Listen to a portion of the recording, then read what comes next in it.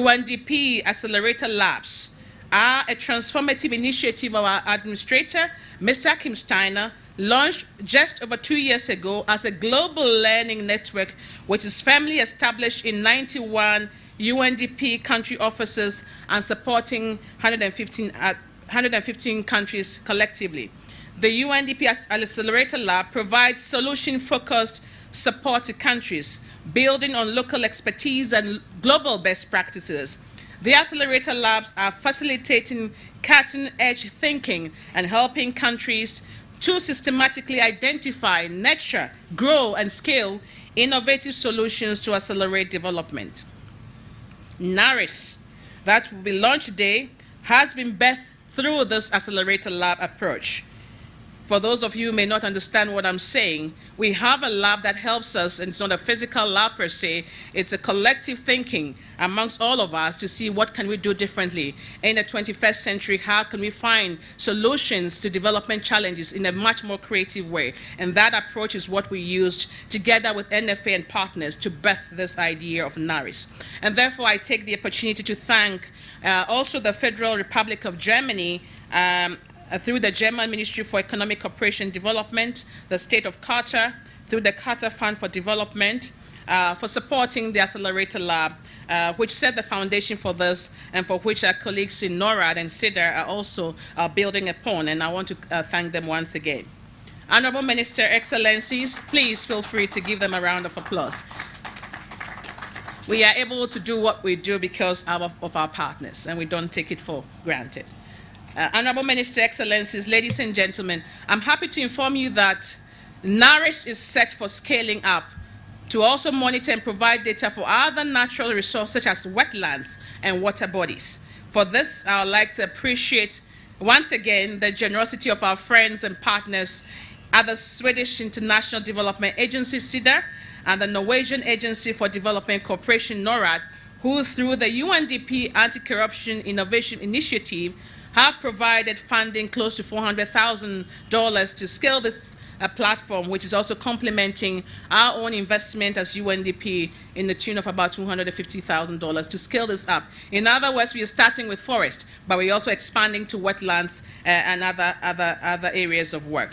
The scaling up phase will bring on board, in addition to NFA, new partners including the National Environmental Management Authority, NEMA, National Information Technology Authority, NITA-U, civil societies, among others.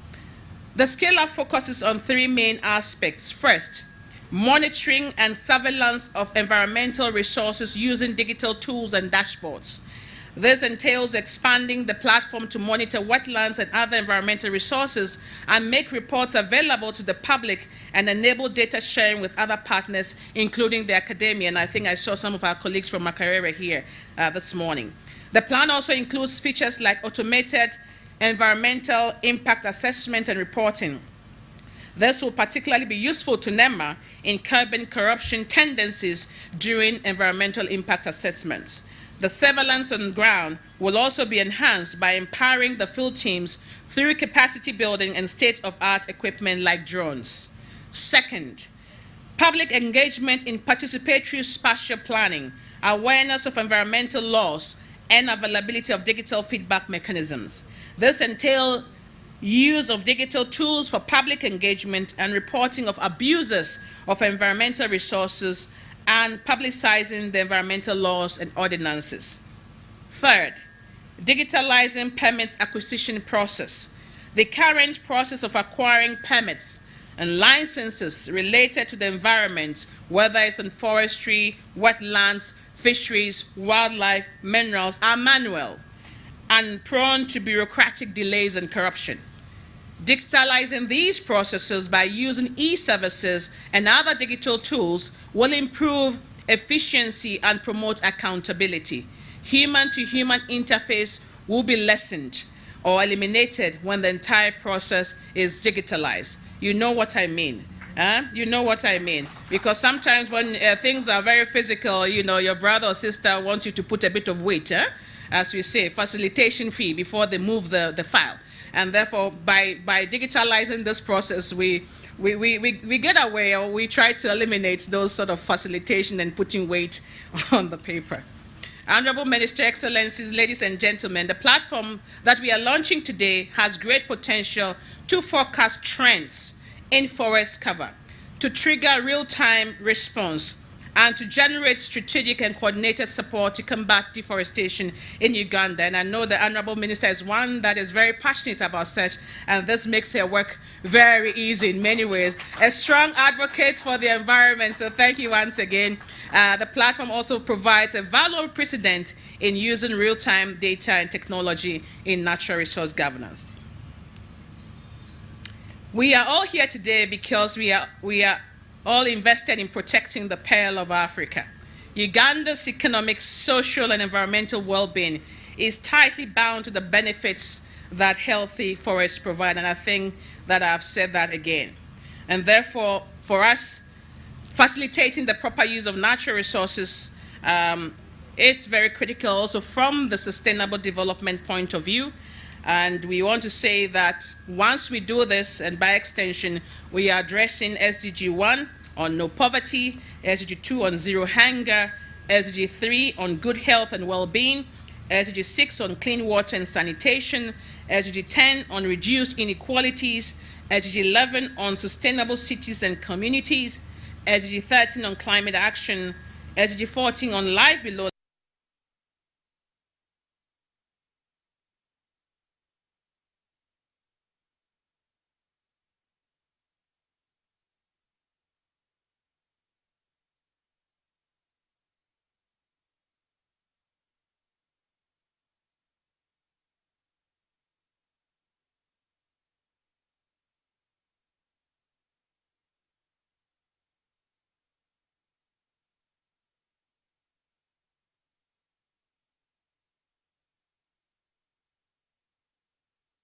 what we are doing now with Undp and others. We also have a partnership with the Energy Regulation Authority, ERA, where we are trying to show proof of concept.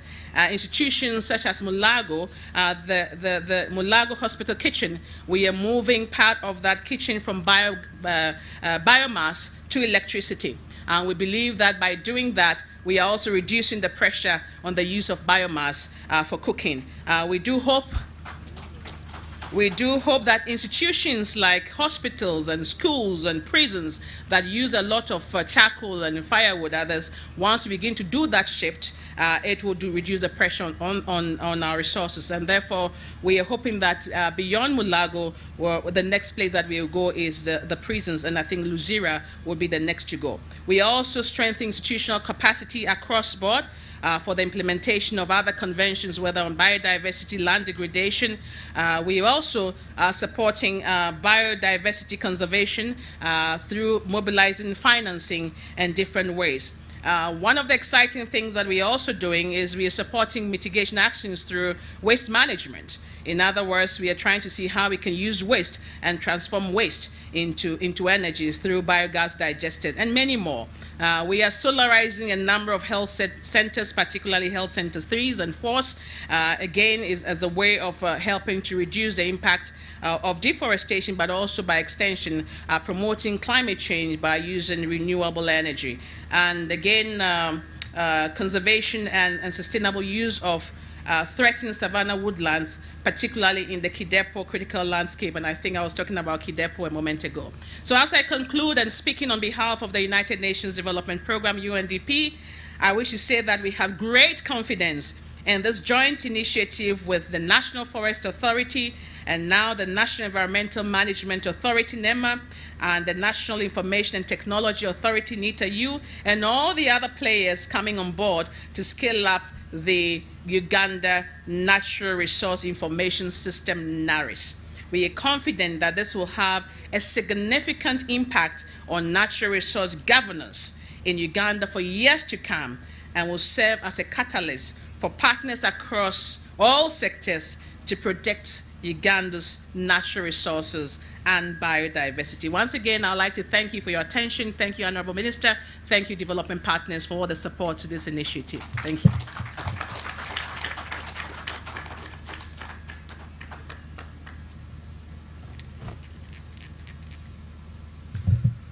Another round of applause for Her Excellency Elsie Atafwa. I don't know if you are like me and you notice the passion with which she speaks to issues of the environment and the passion with which she actually exemplifies this passion within which she speaks with the action that follows that passion. So we want to celebrate you and thank you, Elsie.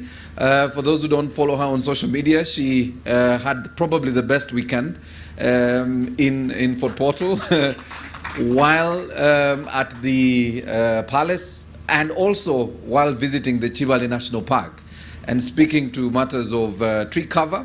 I think her experience in Chibale must have re-energized her to come with a better passion today to speak to the issues of natural resource in this country. So let me now invite the Executive Director, National Forest Authority, Mr. Tom Ochello, to come and make his remarks. You're most welcome. Round of applause, ladies and gentlemen.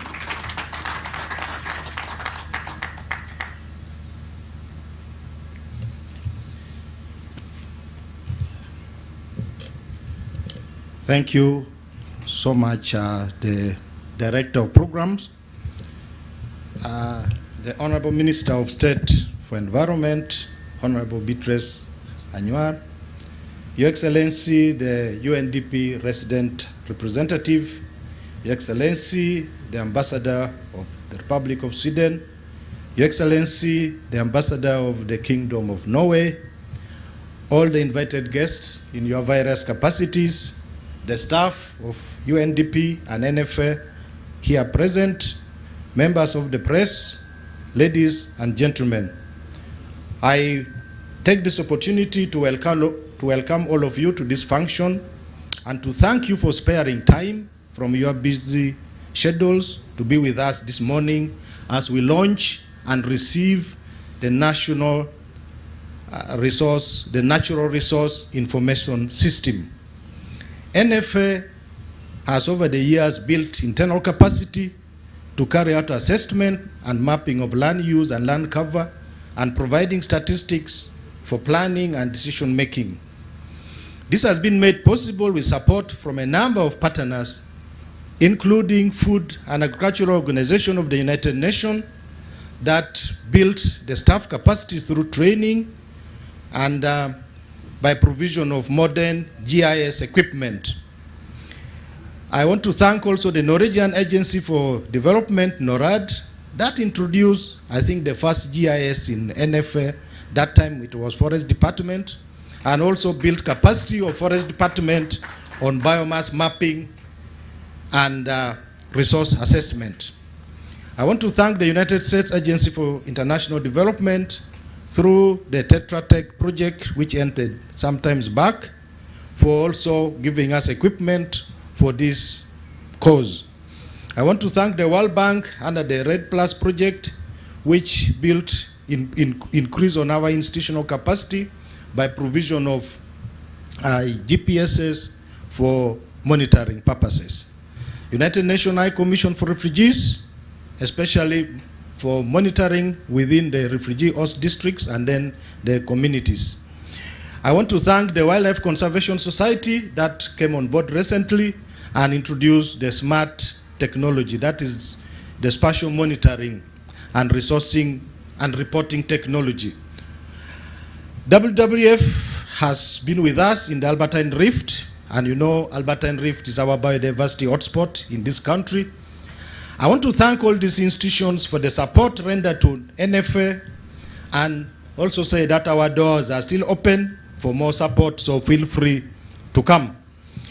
Today we are here yet again to launch another high-tech system. We are also here to listen to the experts brainstorming on how to transform natural resource management in Uganda by use of real-time data. I think this is a better discussion rather than apportioning blames all the time. The forest is finished, you are doing nothing. Such discussion, pitting high-level technical people, I think is the way to go. And I really want to encourage us to probably once in a while have national discussion on how we can improve on the sustainable management of the forest resources in this country. The journey, just like the UNDP resident rep has said, has some time from around 2019. And I want to thank the UNDP resident rep for leading this journey, leading us in this journey. I remember I was invited to UNDP, and they made a presentation to me and my technical people. I was mesmerized on what this system can do. So I want to thank UNDP for leading this discussion, for leading this innovation, and also for mobilizing other development partners to join. And I can see we have our partners, the Swedish government, the Norwegian government. We thank you so much for joining in this noble cause. Challenges in forestry management are enormous and requires creative thinking and innovation. God created humans. Humans demarcated boundaries and gave Uganda about 240,000 square kilometers. This boundary is fixed. The population is increasing, the demand for resources are increasing, the demand for food is increasing, and we must meet this demand, but also not compromise the quality of the environment to continue providing for us. The country aspires to reverse the forest cover loss and increase the forest cover to the 1990 level of 24% by 2040. This requires concerted effort of all of us, but also requires the use of science and technology, the use of innovations such as what we are launching and receiving here today. On behalf of National Forest Authority, I once again thank you so much for coming and welcome you to NFA. May I therefore now take this opportunity to invite my board chairman to come and make some few remarks on behalf of National Forest Authority. Thank you so much.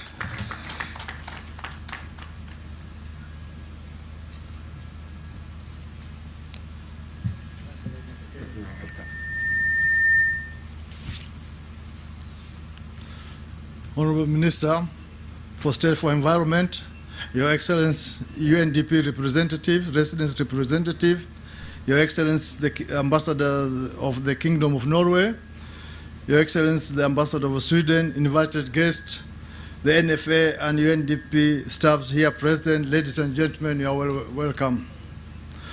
On behalf of National Forest Authority, on my own behalf, I am delighted to be here today to witness the launch of the Uganda National Resource Information System, the web-based real-time data platform that will enable NFA monitor forest cover loss and track changes in the forest the forest cover of this country. Uganda population is growing at an average of 3.2.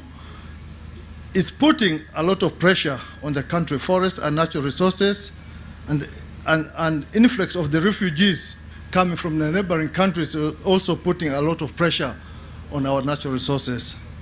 This has led to deforestation and forest degradation across the country.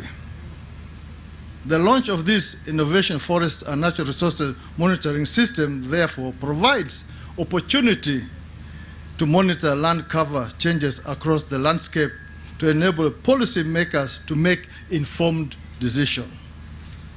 As a board, we promise to deepen and strengthen our strategic partnership with the local community, local and central government, our development partners, our private sectors, and to specifically to reach to our mission. Sustain management and security and integrity of all central forest resources, covering and maintaining biodiversity, supplying quality forest products and services, achieving sustainability. To the United Nations Development Programme, UNDP, we are grateful for this innovation approach you have developed and funded. I want to thank you again for this wonderful project. We sincerely want also to thank the UNDP residence representative for leading this project. On behalf of the board, we shall try and support all partners who want to work with us. I therefore direct the executive director always to praise and brief the board of use of this platform on a quarterly basis. This is a directive from the board to the ED to be briefing us in quarterly. Because of that, I therefore thank you for coming, and God bless Uganda.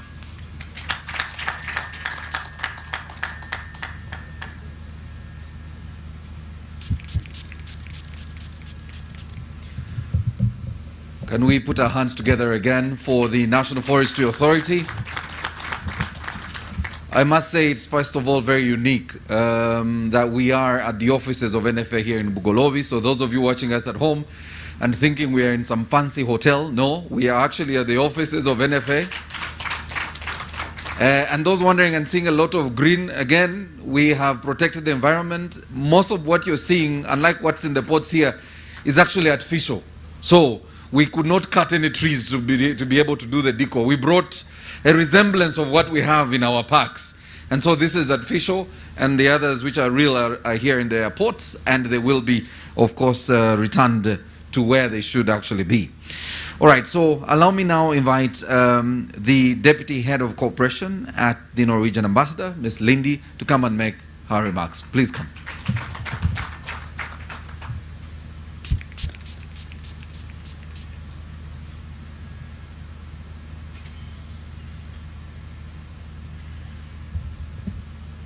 Honorable Minister of State for Environment, Permanent Secretary, Your Excellency UNDP Resident Representative, Your Excellency Ambassador of Sweden, heads of UN agencies and heads of civil society and academia present, ladies and gentlemen, all protocol observed.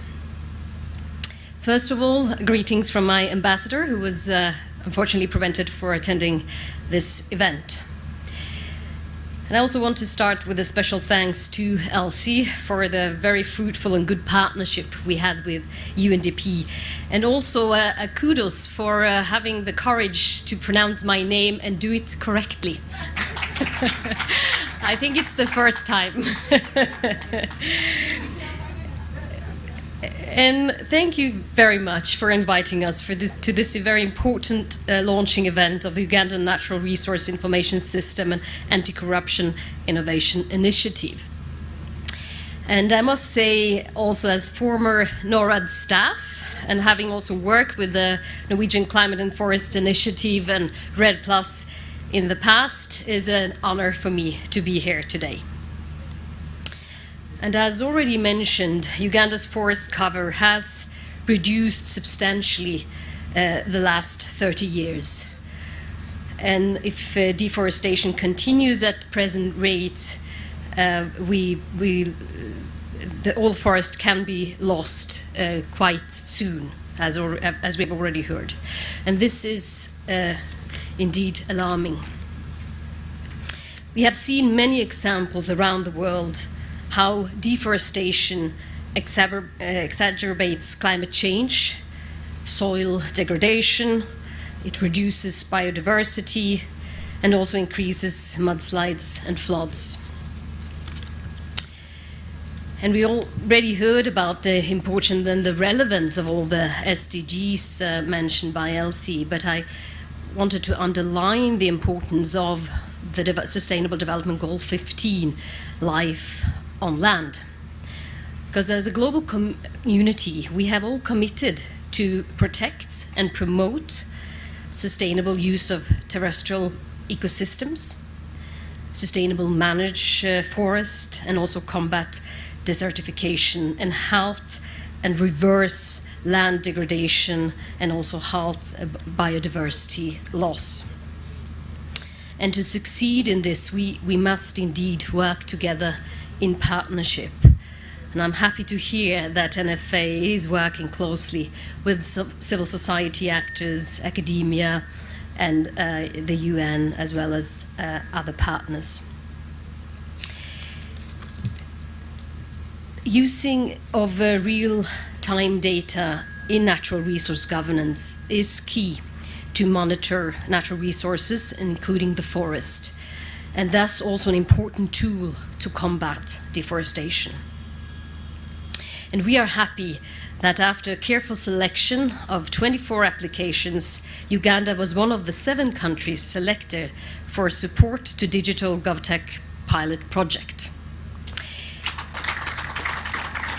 Congratulations.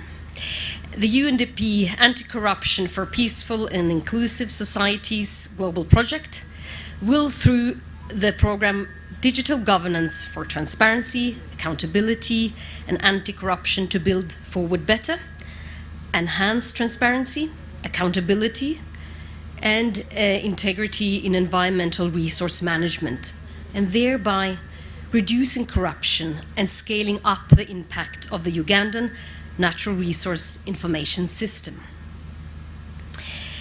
We wish you luck with this important program, and as Norway, we look forward to continue working together with Uganda to ensure sustainable natural resource management and combat deforestation. Thank you.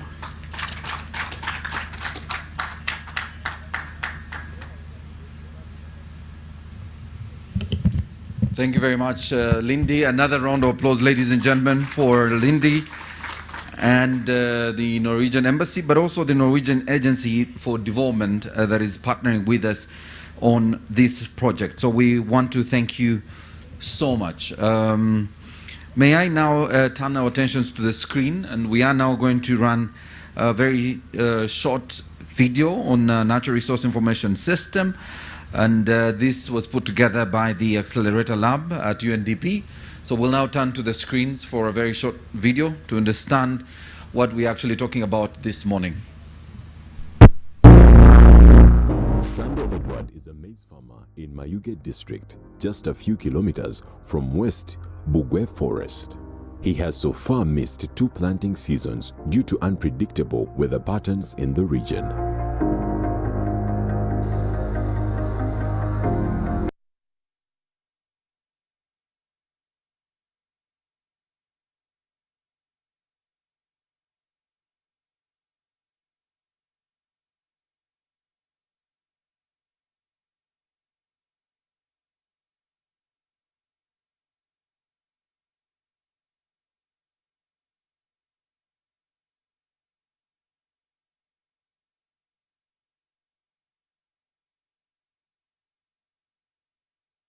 Due to deforestation. West Bugwe Forest is one of the examples where most trees are cut for logging and charcoal burning. It being close to the border of Uganda and Kenya, most charcoal is smuggled into Kenya, since charcoal burning in Kenya has been prohibited.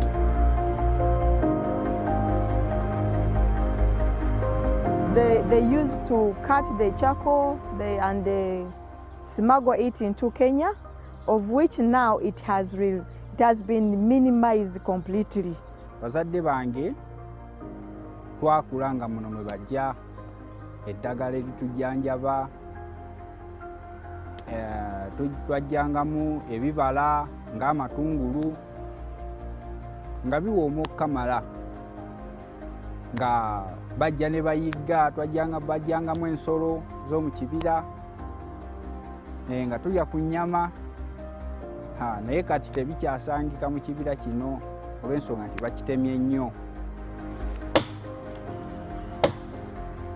Ekintemye ekibira kubeezaawo famire yange n'abantu bange nakupangisa nnyumba, naye ab'amateeka agakwatagana n'ekibira batukwata nnyo, naye era nsala amagezi nga nze nesobola okukola ki okwebeezaawo ne famire yange kubanga siyinza siiba njala ng'ate ekibira weekiri.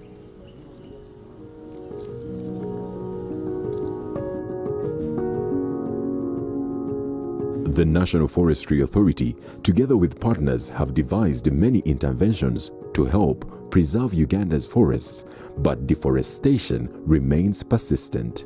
The United Nations Development Programme Accelerator Lab took on the challenge of deforestation to clearly understand why it is being persistent. Despite various interventions from various engagements with stakeholders, it was discovered that the issue of deforestation should be handled in a systematic way, curating interventions with a profile approach as opposed to a one-project intervention.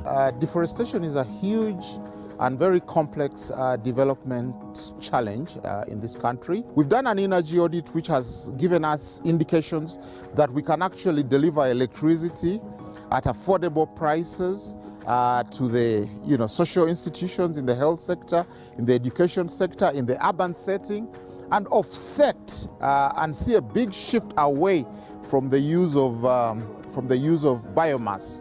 We hope to generate evidence that will inform the design or structuring of preferential tariffs for our electricity. According to the Ministry of Water and Environment, Uganda's forest cover has reduced from 24% in 1990 to just 9% in 2020. And if deforestation continues at the present rate, forecasts indicate that Uganda risks losing its forests by the year 2060.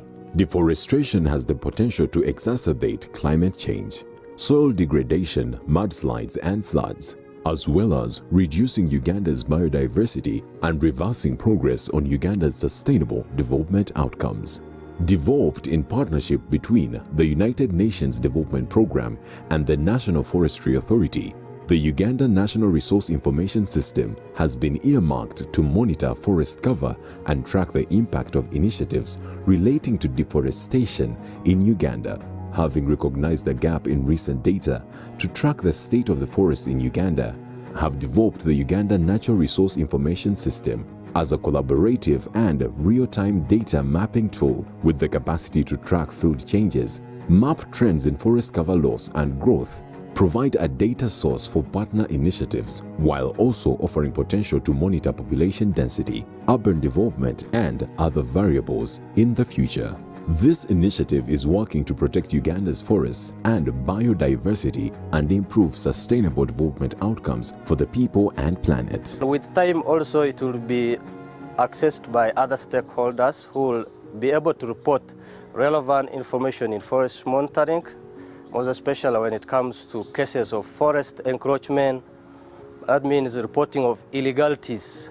The Uganda National Resource Information System is accessible to government, the private sector, and other stakeholders as a tool to forecast future trends in the forest cover, generate support for prevention and mitigation of deforestation, trigger real-time response, and ultimately influence decision-making and meaningful action relating to deforestation in Uganda. Uganda's forests are home to more than 80% of the country's wild fauna and flora, while also supplying almost 90% of Uganda's energy needs, generating 60% of the country's tourism income and providing employment for over 1 million people.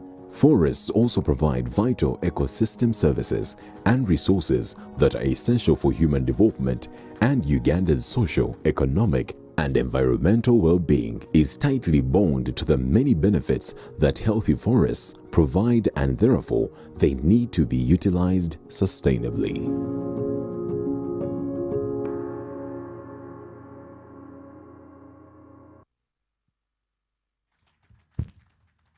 All right, so that is the conversation we are having today as we launch this real-time data platform that will enable us to manage our resource and be able to actually see what's really happening in our forest. So because this is a live telecast launch, allow me create a very small TV break. While we're doing that, because we're managing our time, I have requested the team to help us have the minister plant her tree, both the Honorable State Minister for Environment, the UNDP country representative, our friends from NORAD, and also the NFA Chair and ED. We're all going to plant trees. So if you could make your way now, I'm hoping the team can now guide them to where this is going to happen as we take this very short break, and we will be back with our panel discussion, but also the signing ceremony of the launch itself and the remarks by the Honorable Minister, plus much more. So please do stay with us. The conversation continues using all the hashtags we have, NARIS, and all the others I will be mentioning later. So that introduces us to the break, but we'll be back as soon as the Minister is done with the tree planting. Thank you very much.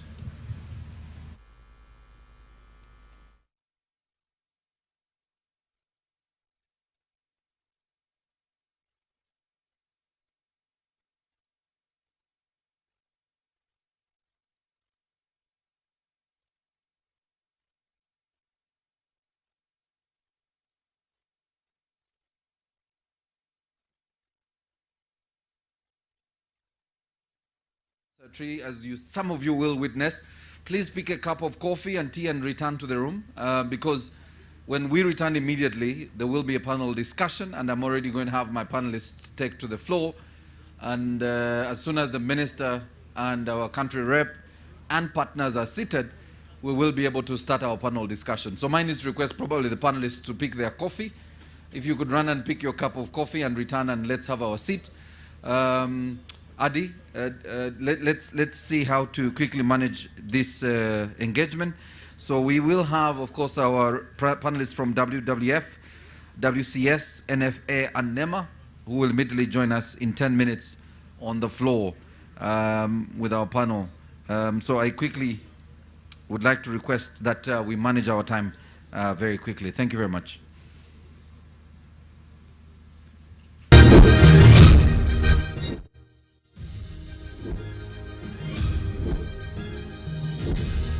Ladies and gentlemen, welcome to the UNDP Accelerator Lab, Uganda.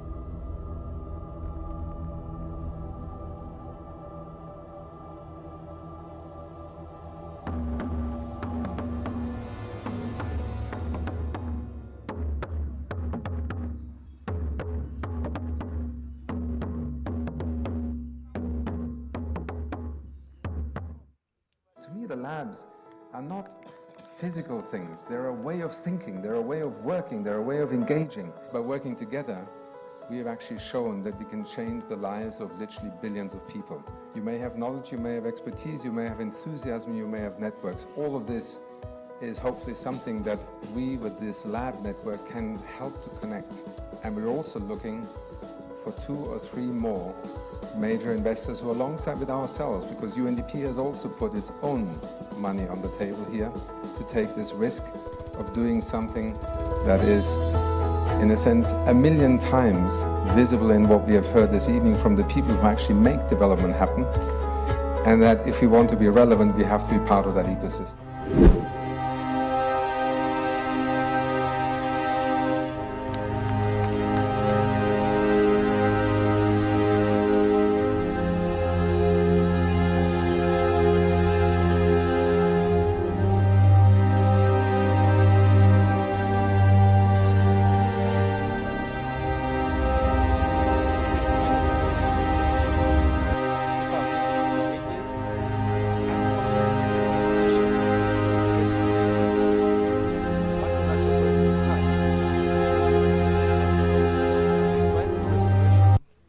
Trying to promote these indigenous.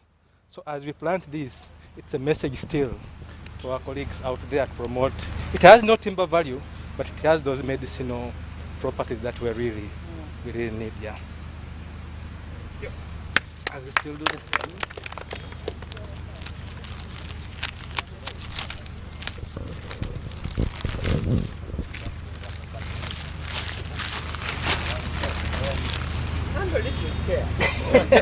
The soil is those honorable.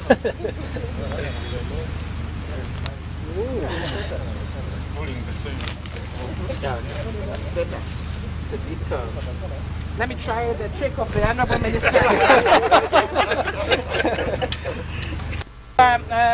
Just a few words, Honorable Minister. I think this planting is coming just when you have come back from Glasgow. That's very significant because Glasgow was very important for many reasons, that we need to bring the temperatures down. The impact, particularly on developing countries such as our beautiful Pearl of Africa, is very high. We are not emitting so much, but yet the impact is great on us. And so I think this is very symbolic that we, as I plant this thing, it's a sign of our commitment to Glasgow, but also our commitment to the people of Uganda, the beautiful Pearl of Africa. And we want to celebrate this. I plant this in the name of tourism, agriculture, health, beauty, because you talked about the cosmetic industry as well. So to all the wonderful women and the young people, yeah, this is to celebrate Uganda's restoration efforts as well. Okay. I think I'm doing the right thing, isn't it? Okay, we shall complete. Okay. Woohoo! For God and my country. Okay. Far away.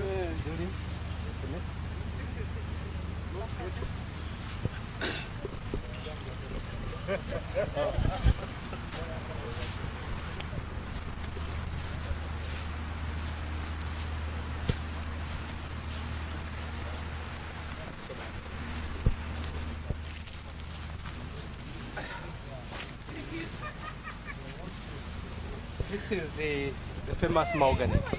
It's Caya senegalensis. We normally plant it because of its wood properties, the beauty of the grains and all other things, but of course it has other ecological benefits. People in West Africa use it for treating malaria. So still, other than the timber, the leaves could be used for other things.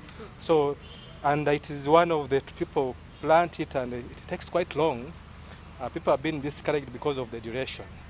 But of course, as we go into restoration, we don't want to lose them. Once we don't plant them, like I said before, they'll go out of the wild and we can't here. So we're also promoting them, and it's a honor that you're going to plant this. It's long lasting, 50 years and above.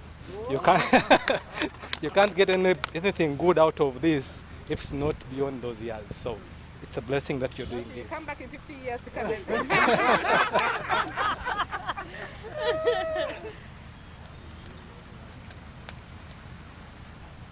I'll pet them. Yeah. I'll pet this place. Yeah. Even if you are gone, they should remain. Someone can you put back some trees, please? Just help me put back. Help me with the home.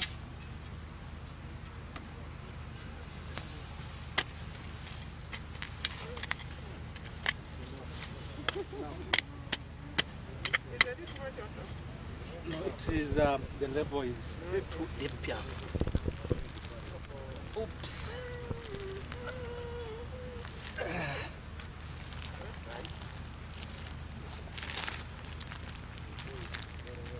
The soil is really loose. Huh?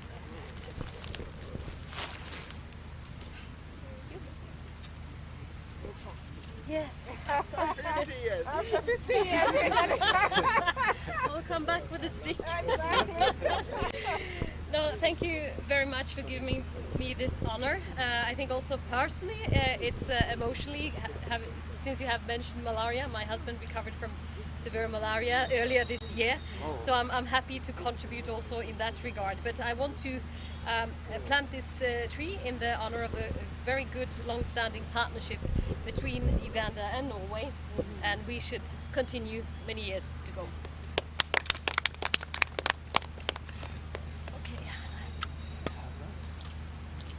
Yes. It's okay. You did a good job. We shall complete.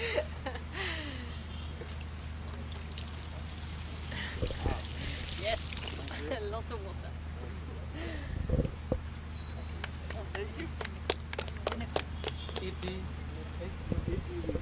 The chairman, yeah, we planted around here.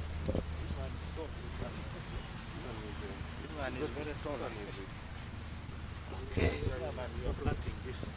Yes, Chairman. Yes, the choice has differed from the others. We have here Tectona grandis. It grows very well in northern Uganda. The timber is used for sheep decking, for flooring. It has fibrous timber. And it has become one of the species which are being exported, and we are promoting it on a commercial basis in northern Uganda. So as we promote commercial business, I think this would be a good way to send a message. Please, you're most welcome. Thank you very much. This is what they call the tick. The tick. Tectona grandis tick. Honorable Minister, on behalf of NFA, we are planting this tree and we are committed to plant more trees. The board is very serious with this, Honorable Minister, and with your support we shall not go wrong. UNDP, thank you for supporting us with the donors, and the doors are always open for more planting. Yes. Let me do it with my ED. Yes. We hold it together.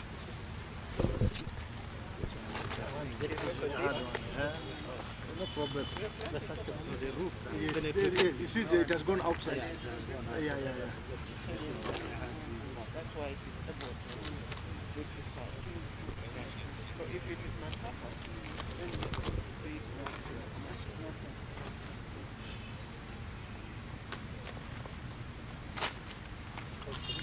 Hold it for me. Yes. The root thing is not Spoiled, yes. Yes. Can it be rough hold for you again? But you know also teak is rough. So yes, we can handle the rough way. It is to be handled the rough way.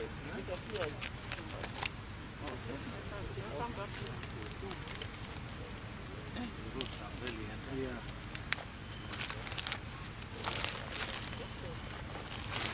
Skinning is good. And imagine if it is compared. This one is very hard. Remove this also, this one. Yeah. Yeah. Yeah. Go from below. From below.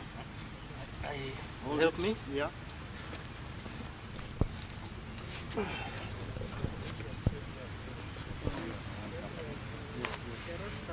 They are already inside. Honorable shall come back again to see it. You need to grow it. Occasionally. Let me give also my ED so that we are planting together. Teamwork, yeah? Shall grow it. Okay. We need more water, rain, so that our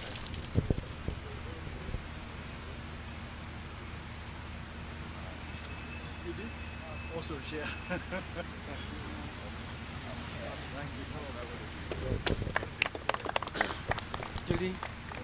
Julie, you're done? Okay. So, we are done.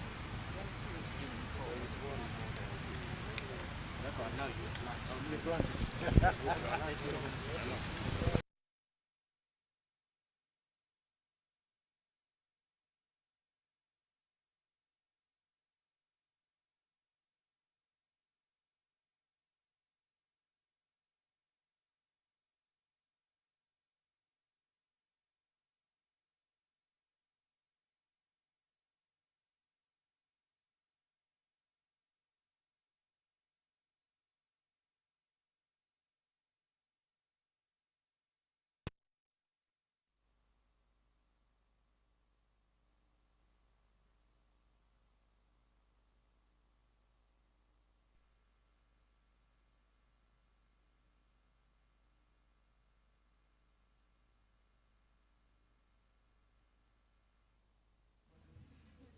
Requesting.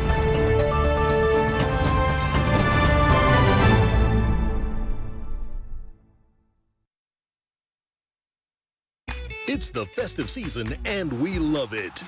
And that means it's time to celebrate with GoTV. Come with me. So get your GoCoder and GoTV value for 25,000 shillings to watch with the whole family. And if you're feeling extra festive, upgrade to our best package yet, GoTV Super. Something to look forward to. Download the My GoTV app for more information. Super. We all deserve a super festive season. And with GoTV, there's every reason to love it. Welcome to Elmo's World News. Reporter Elmo here with some breaking news.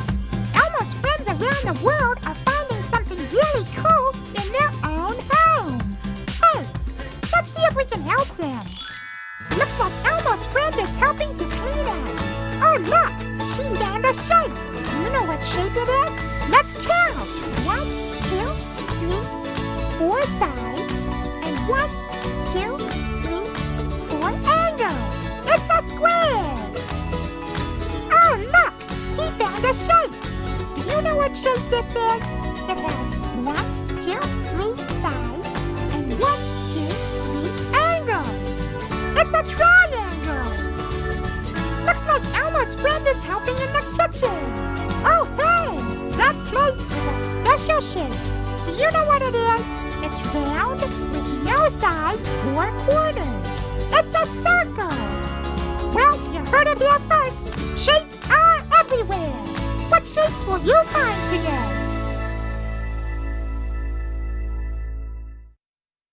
Raising Voices. I feel happy when my mother spends time with me. I hope all mothers will like my mother. I want my mother to reach out to all mothers. She knows how important it is to be a good mother. I promise to help my mother inspire other mothers to change. In this time of COVID, what is your promise to the children of Uganda? Because a violence-free childhood is everyone's right. Raising Voices. Patriotism is a feeling of love, devotion, and the willingness to sacrifice for one's country. I say no to corruption because I put my country first. I choose peace over violence because I put my country first. I love Uganda. I serve Uganda. I sacrifice for Uganda. I'm loyal to Uganda. I love myself. Be patriotic. Uganda first. This message is brought to you by the National Secretariat for Patriotism Co-Uganda, Office of the President. The program lineup on UBC. Brought to you by Roofings, Strength of a Nation.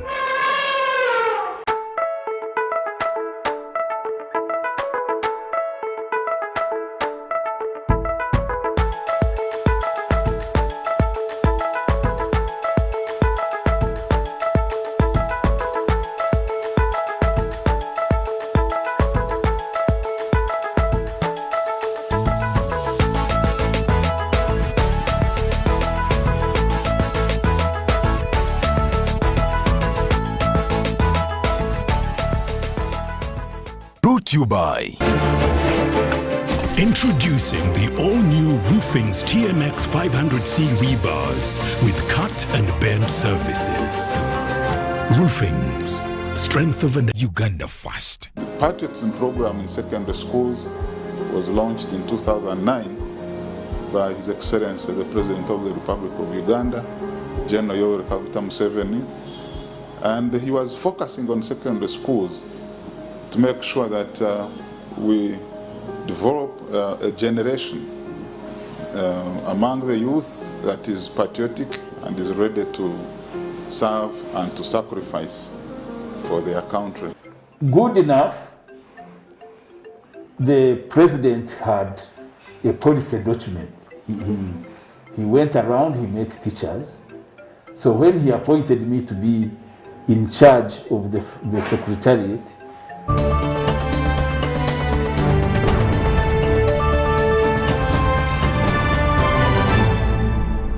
UNDP's Global Program Advisor on Anti-Corruption is joining us via Zoom to address this August gathering.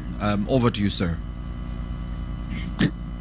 Thank you for the introduction and greetings from Singapore. Honorable ministers, excellencies, distinguished guests and speakers, UNDP colleagues, ladies and gentlemen. On behalf of UNDP's Global Anti-Corruption Team, it's my great pleasure to participate in the launch of this project focused on enhancing integrity and transparency in environmental resource management in Uganda. I would also like to take this opportunity to thank our donor partners, SIDA and NORAD, for their generous financial support, and our Uganda country office and our partners in Uganda for developing these very innovative projects. In April this year, UNDP's Global Anti-Corruption Program rolled out a new initiative named UNDP Anti-Corruption Innovation Initiative. The Acceleration Lab was already mentioned by our resident representative. It's similar to that, but focusing more from the anti-corruption angle. Uganda's proposal was among 24 project proposals submitted by UNDP country offices in Africa and the Asia Pacific regions. The selection committee, composed of our donor partners, program partners, our UNDP regional hubs, independent experts, and UNDP's global team, identified 7 proposals for funding this year, and Uganda was one of them. And it was a very competitive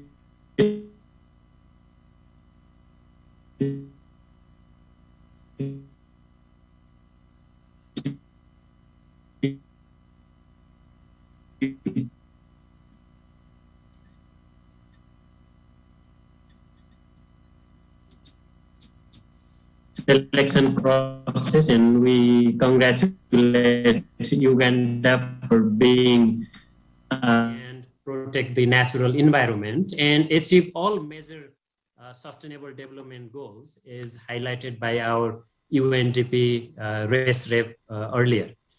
The recent COP26 in Glasgow emphasized the need for achieving bold, wide-ranging climate action, including strategies to reduce emissions, mobilizing resources for climate finance and adaptation to protect our planet, yet corruption from undue influence to embezzlement of funds continues to undermine global efforts to address climate change.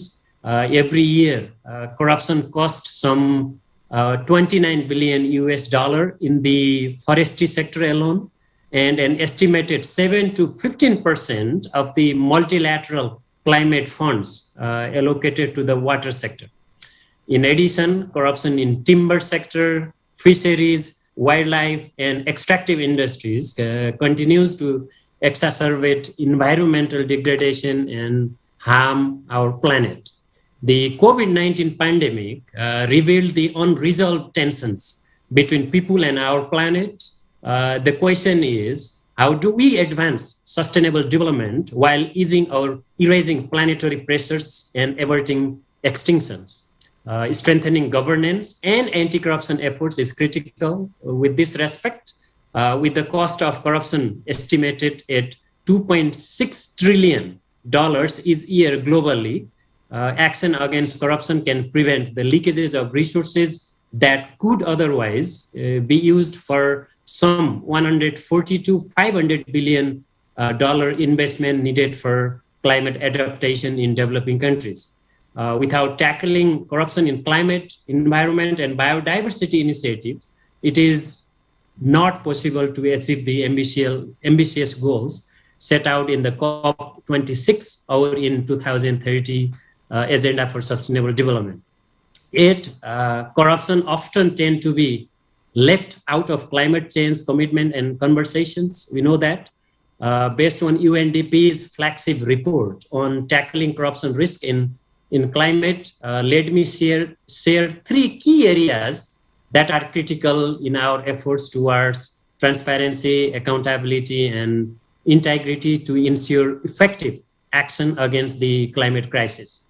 First, collaboration, coordination, and knowledge exchange between the governance and anti-corruption community and the climate and environment community needs to be strengthened. Almost all people are now agree that climate change and environmental degradation is about life and death.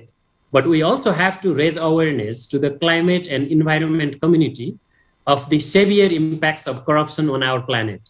If corruption and leakages of resources exist at current levels, and when there are inadequate mechanisms or corruption risk mitigation measures in a country, any investment for climate and environment may be undermined. Thus, there is a need to effectively integrate transparency, accountability, and anti-corruption in climate, President, I'm not sure if you can. Just give us the audio. Okay. Are we able to just get his audio and keep the screen, the graphic screen? Thank you. Can you hear me now?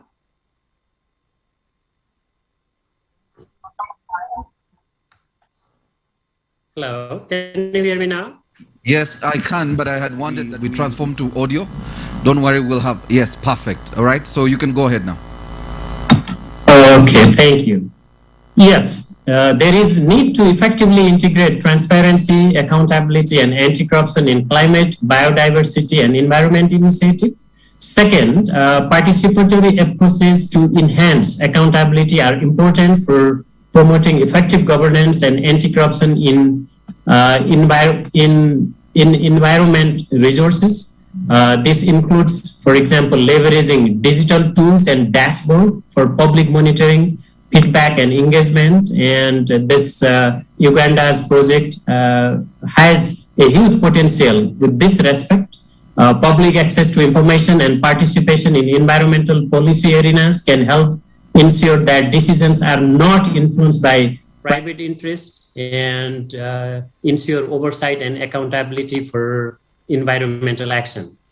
Finally, technology and innovation are important allies for preventing corruption by enabling openness, transparency, and integrity through digitalization of services, as well as through using digital tools for monitoring and analytics. This needs to be accompanied by effective enforcement mechanism, as well as overall strengthened governance institution and system that uphold integrity and compliance across environmental activities, from the management of funds to the implementation of mitigation and adaptation. That UNDP's global and regional governance and anti-corruption teams stand ready to support UNDP Uganda and our partners to successfully implement this initiative. We look forward to our fruitful collaboration. Thank you. Thank you very much. A round of applause for Mr. Anga Timilsina, who was joining us via Zoom, and he, as he said, is coming to us on the conversation on the Anti-Corruption Innovation Initiative. And I wanted to re-emphasize, I think, something which Elsie spoke to, and the fact that we are going digital, and digital interfaces always eradicate that under the table conversation, which Elsie was speaking to. And I saw Anga speak to this, saying the Anti-Corruption Innovation Initiative helps us to leverage on innovation and technology to strengthen our anti-corruption integration across the development areas. And he did mention how we can leverage on this platform that we are launching today to be able to seamlessly do our job without necessarily worrying about the corruption tendencies in the system. Okay, so how does this platform really work? So I wanted to invite both John Disi and Albert Abunyang to come and take us through a demonstration of how this natural resource information system actually works. So if you could both come, we'll provide you a microphone. Do we have a microphone? Please bring the microphone. They will run us through how this platform is actually working. There will be a real-time demonstration here that is happening. So this you're here as he, perfect. You want to explain how it works as he illustrates? Perfect. Please come, please.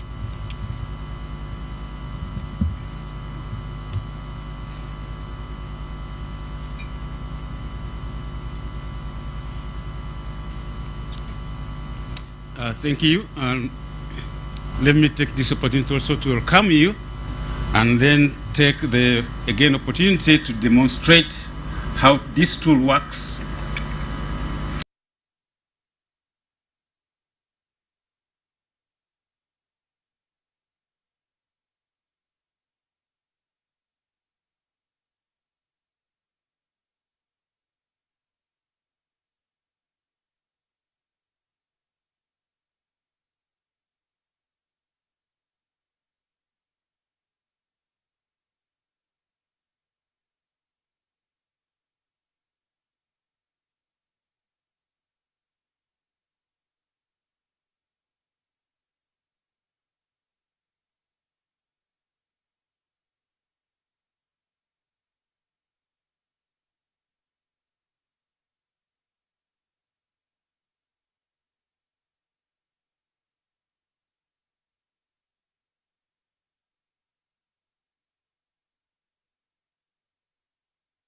Actually, in practice, it is near real time. So if you get an image of yesterday in forestry, that is actually real time, because a tree can't recognize how much a tree has grown in 1 week.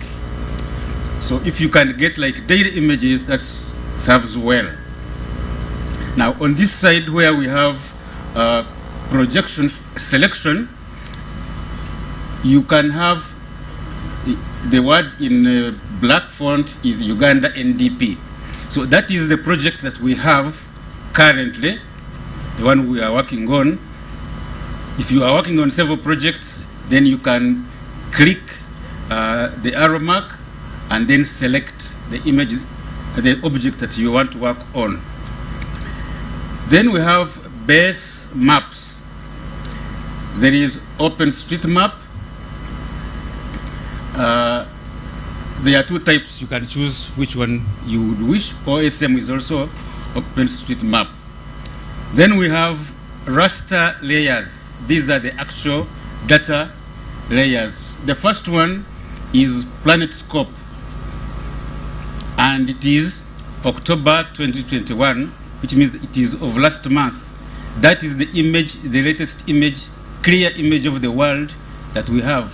And for us, we extract only that part for Uganda. Planet produces high resolution images, but they are very expensive to access. That's why we are very grateful to the Norwegian government who made it possible to even us to be able to access these images. We thank you very much. So when you look at the image and see changes, you can try to dig further what was the cause. That's why we have other layers like the population density layer. You can overlay it and see where you have high population density and then associate that population with the type of vegetation that you have on the ground and in the landscape. For instance, here you can see the population density in Kampala. It is quite high. And along the Jinja Road, along the Masaka Road, and the roads that go out of the city. So this shows you the vegetation type. Now, if we go in areas, in rural areas, and we find high population density, we can investigate further what is the impact of this population in the landscape.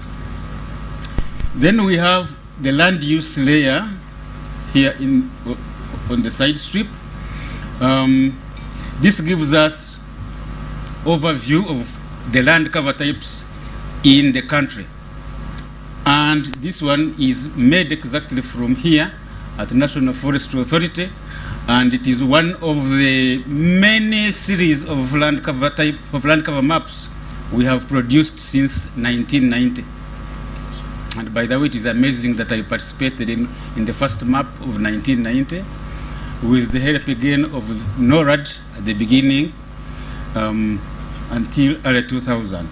So this is a land cover map of the country. The green is where we find forests, and it is unfortunate, by the way, that where we have that dark green, it is either a national park or a forest reserve. We no longer have substantial forests outside protected areas. Then if we continue down here, we have Sentinel Images. Sentinel Images also have high resolution. You can access them over the net, you can download them and use them, and also over time, like difference of 3, 4, 5 years, and see what changes have taken place. So, but if you can zoom into that center box, we can see some dark areas where we have forests coming up, and then strips of wetlands, then areas of agriculture. So Sentinel satellite images, as you can see on the panel there, we have 2021. 2017, 2019, so you can load various dates. Then we have water bodies. They give you a good visual impression of how Uganda looks like. Then we have protected areas. Protected areas, we have national parks and forest reserves. It helps us to know, for instance, I was telling you that forests are remaining only in protected areas. So in order to show you that, if you can go to the layer of protected areas and reduce its, increase its the transparency so that we can see, we can look under the layer, we see that that's only areas where we have forests remaining. Anyway, to go through, we have other layers like forest, woodland. We have the Hansen. Hansen layer is a global layer where they look at tree increase in the whole world. Even when there is a new tree in Mabera, it will be shown. Tree loss or vegetation increase. So for us, we mind more about what is happening in Uganda. We can see where forest loss has taken place, and we can see where forest increase has also taken place. Other ancillary data layers, you have roads, you have those Sentinel, but at the bottom we have, of course, we have administrative boundaries. Do we want to know, is this forest in my district? Do I have any forest in my district? What should we do if we have nothing? So the district boundaries help you to do that. So this is a scorecard. Everybody will see and judge where they are. Then you see those dots in the middle. Those are sample points. These sample points are a way of ground truthing. You get the latest satellite image and old satellite image and start comparing.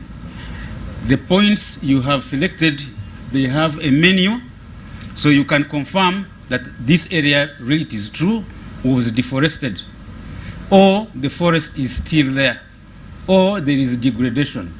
And if there is degradation, what is the cause of the degradation? Is it agriculture? Is it firewood collection? Is it fire? So there are attributes in each of those dots. Once you have entered all the data you need, then you can do analysis for the whole country to attribute how much area has been deforested, how much areas has been afforested, and what are the causes. So that is, I think, what we can give you. Otherwise, what is remaining is to show you examples. For instance, if you can go to the east of Kampala to show Mabira Forest. Yeah, this is Mabira Forest. It is still there. It is big. It's not just along the road, as many people tend to say. So this is what we can learn from a system like this, that actually the forest is there. We have other areas which I will not go into. Rwamunda, for instance, on the east, just west of Kampala, just west of Kampala, that is east, around there. If you zoom in around there, you will see patches of forests. That is in Rwamunda Forest Reserve. Patches of forests coming up in the reserve. So I think that is sufficient to show you what the tool can do and more. But we can monitor forests, we can monitor wetlands, we can monitor urbanization, we can monitor agriculture. For instance, the efforts by the government to commercialize agriculture, we can go around the country and see where do we have commercial farms coming up. And we take note because that is part of the government program. So maybe let me end there for now, unless there are other questions. Thank you very much.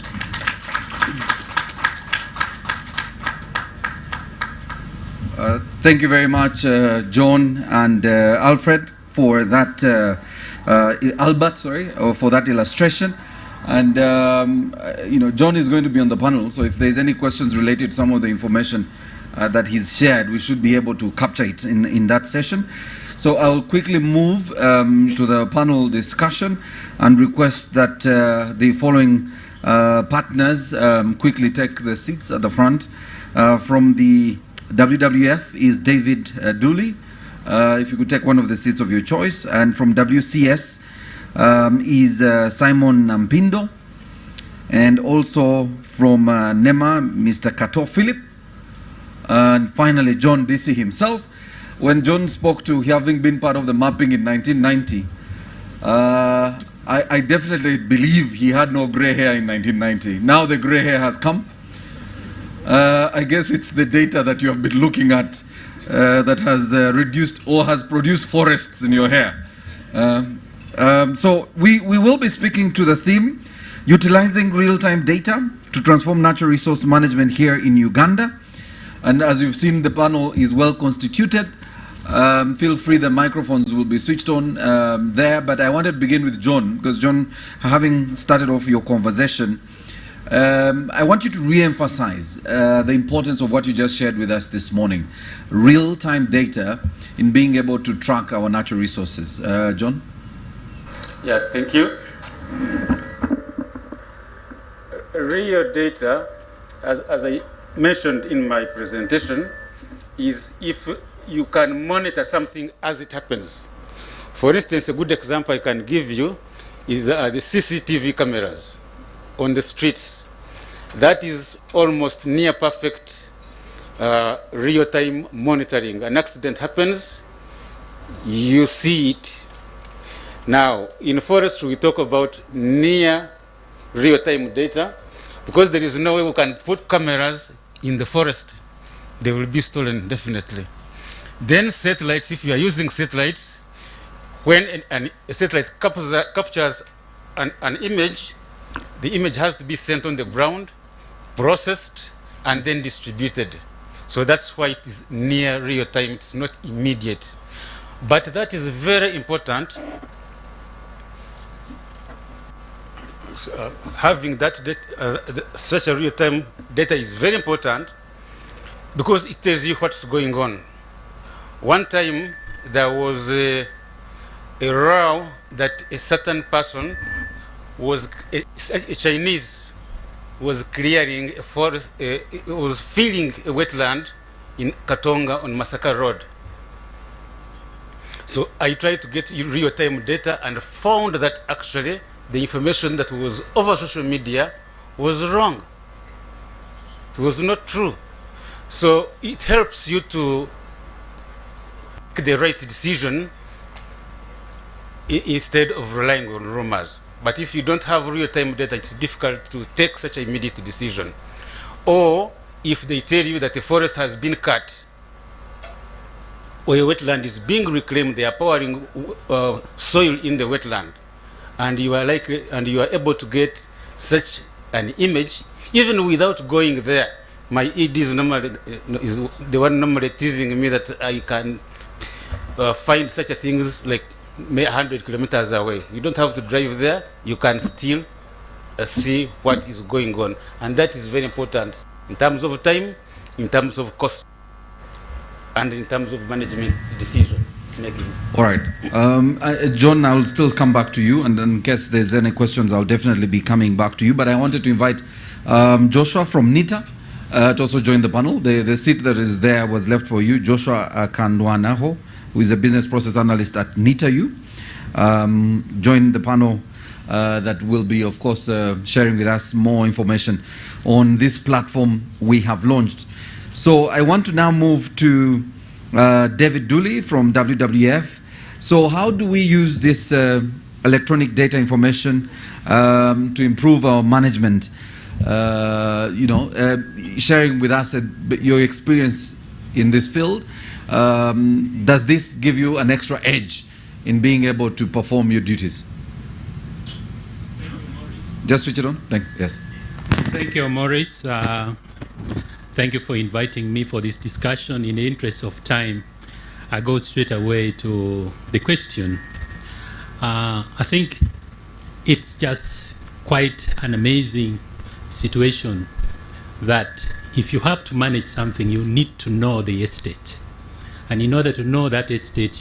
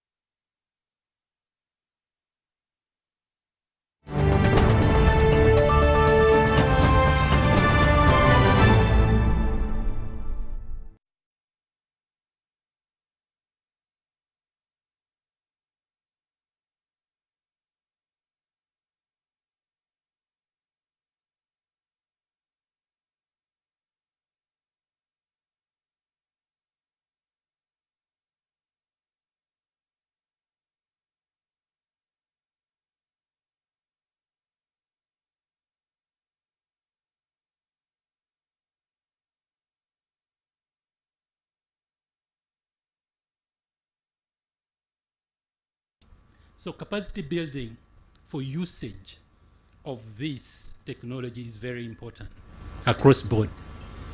So the GIS phones and smartphones are now there, which you can actually use.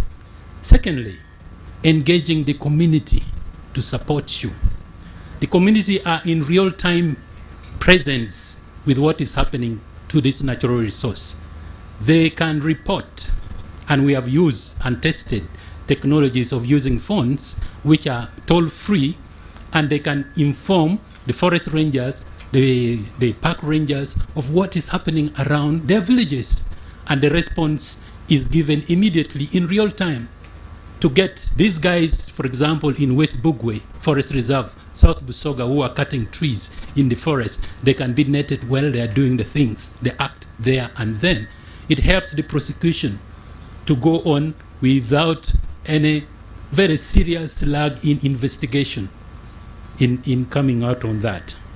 Then encroachment and degradation of our natural assets, the forests, the wetlands, and mention it. You know, we have this technology, the real time, in our times, for example, you would have to walk into the forest to get what is happening. But now you can fly a drone, which will take the images there and then and relay it.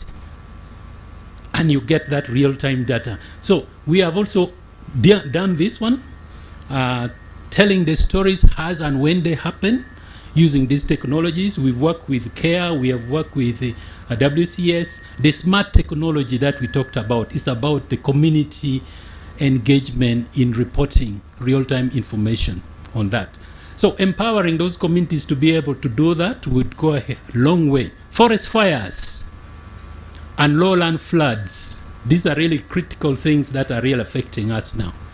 We can use this technology application to tell us which areas are prone to fires and which area is on fire now.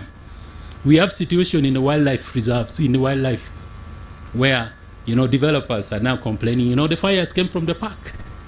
You can use this technology to tell you exactly at what point the fire started and how it is spread. Very, very clear. And lowland floods areas. Lowland floods areas. You know, people build. We have seen it happen in 2 years ago, 3 years ago, when there was a lot of rain. There was a lockdown. Hotels which are on lockdown are being flooded. So what went wrong? Didn't you know that that area is prone to floods? But this opportunity now gives us that information and decision-making opportunity that we can take. 30 seconds, yes. 30 seconds. Products, forest products, the things that come from our forest can be tracked. Where they are going, who is buying them, on which shelves they are in the supermarkets. This technology can help us do that. We are doing it in certification now. Makes it much, much, much easy. Species monitoring. Camera traps that you just have to put there. In the Rwenzori now, we have the Rwenzori pictures of Rwenzori duikers. We have been talking about Rwenzori duikers for so long, we have never seen them. We are now looking for the leopards, the high altitude leopards. We have trapped, we put their cameras. So real-time information, the animal comes, the picture is there. The elephants, the forest elephant in Rwenzori now, we have their pictures. So we have evidence that they are present there. So species data collection and inventories of our forests, that this has already mentioned that. I think that's something that we have done for quite, but more importantly, the advocacy on this. We can use this for advocacy. The smartphone advocacy, the ringtones that tells you, please keep the environment. There's something happening in Mabera like this. We don't need it. Charcoal burning, going to Kenya from West Bugwe Forest, and, all that. It can, change the minds of the people. So real-time technology, and this is going to evolve and even become simpler and cheaper. Because I can tell you, in those days we used prismatic compass to survey the boundaries and the maps, physical maps like this. If the rain comes, you have to make sure the map is protected. These days, it's not the case. So I rest my... I see we could go on and on with you, David, but allow me move to Simon. Simon, and you did touch on this, David, the issue of wildlife, but let me move to Simon in terms of wildlife conservation and the fact that we have, you're already tracking some of these animals in the parks. We have seasonal migration where you want to know what's happening to our animals. This kind of data and platform, being able to use the satellite electronic data, surely will help you manage help you in the management of the wildlife. Simon? Yes. Okay. All right. Morning, everyone. Simon Takas in Ampindo. It's always good to have an identity, so I start by introducing myself. Yes, I think this mic, is it okay now? Oh, great. So let me start with the caveats about this information system, because this is radio marketing now. The caveats here, before I go into how useful this tool could be, is that it emulates the and artificial intelligence is not a solution to the challenge that had to do with the people. And Tom Ochello, I want you to take this strongly, that if you don't invest in it, how to use this tool, it will just be a giant on this web portal.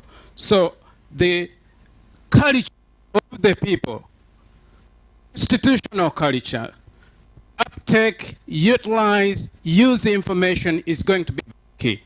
Do people pride in information? If they don't, then we are just going to be in the same situation. The other caveat is that the government of Uganda should invest in collecting the data. Whereas John was showing you those data points, those circles on the map, he didn't tell you that there are people on the ground that collect that information. And that takes money, takes people. So we should invest in research. I keep saying that research is what drives a nation. So if we don't prioritize the research and the monitoring, this tool will be useless. Now, let's get back to the benefits that come with it. As a researcher and a scientist, yes, we monitor the movement of mobile species. Those are the elephants and lions. We put satellite collars, and we're able to track where they are going. And with this platform, we now have a very good backup to the information that we collect along with the species that we monitor. One of them, we are now going to be able to pin directly the habitat the species is using. Is it a sensitive ecosystem? Is it a very critical and key biodiversity area? And that also should be used in tandem to undertake. This mic has problems, and I hate breaking in the middle. So we are talking about development, and we need to reconcile development and conservation. So with this platform, nobody should give an excuse that, I didn't know that this was a sensitive ecosystem, therefore I went there to mine a particular resource because I had no information. I think this really helps us to target our investments and avoid the most sensitive areas. And that also applies to the infrastructure we are building, okay? Roads, railway lines, power evacuation lines, the crude oil pipeline, for example. We had to push so hard to make sure that the Kampala-Jinja Expressway doesn't go right in the middle of Mabira Forest Reserve. But if we hadn't had this type of information, then you would be enjoying the expressway, but you would have taken up a big chunk of the forest that is important for our ecotourism sector. Now, the other thing that this tool brings on board is that it reduces time wastage. It gives you timely response where you need you as a manager. It also reduces corruption. I will not dwell so much on it. It increases investment decision making because developers are saying you're delaying us with the impact assessment, feasibility studies, blah, blah, blah. We don't have data. Now there is no excuse. But the NFA must be proactive to reach out to the Uganda Investment Authority and say, anybody scoping for any investment in Uganda, we have the first step information source for you so that you don't end up in wrong places. It also provides improves performance monitoring, evaluation, adaptation, and learning. Many times we collect this information, but we don't analyze it. On my part, I publish. So I'm lucky to do that. But does NFA publish? So you need to use it as a marketing tool as well. Use it for your communication, NFA. You need to communicate these products. All right, 30 seconds. Simon? Can I end with this? That for this tool to be more, again, effective and integrated within all the other sectors, it must be linked to other databases, and I'm going to run through them. One of them, the e-sites permitting system, which we helped the Ministry of Tourism, Wildlife and Antiquities to develop for those who are interested in export and import and trade in wildlife species. It must also be linked to the freshwater biodiversity data portal for NAFIRI, National Fisheries Resources Research Institute, which we supported to develop. It must also be linked with the Makere National Biodiversity Data Bank, which is sitting at Makere, which talks about species within the country. It must also be linked to the Clearing and House Information Network, which is housed by NEMA. So those are going to be very critical, as well as the SMART, which is the Special Monitoring and Reporting Tool that NFA is now piloting, but is seriously used by Uganda Wildlife Authority. Thank you so much. Thank you, Simon. Thank you so much. And I wanted to now move to Philip. Philip, as the custodian of Uganda's environment in NEMA. The question everyone is probably asking is how much are we doing as a country to promote the use and adaptation of technology in protecting and managing our environment? Philip? Switch it on again. Yeah. Good morning, everyone. And just bring it down, the mic. Yes. Yeah, there you go. I think we borrow David's mic. It looks better.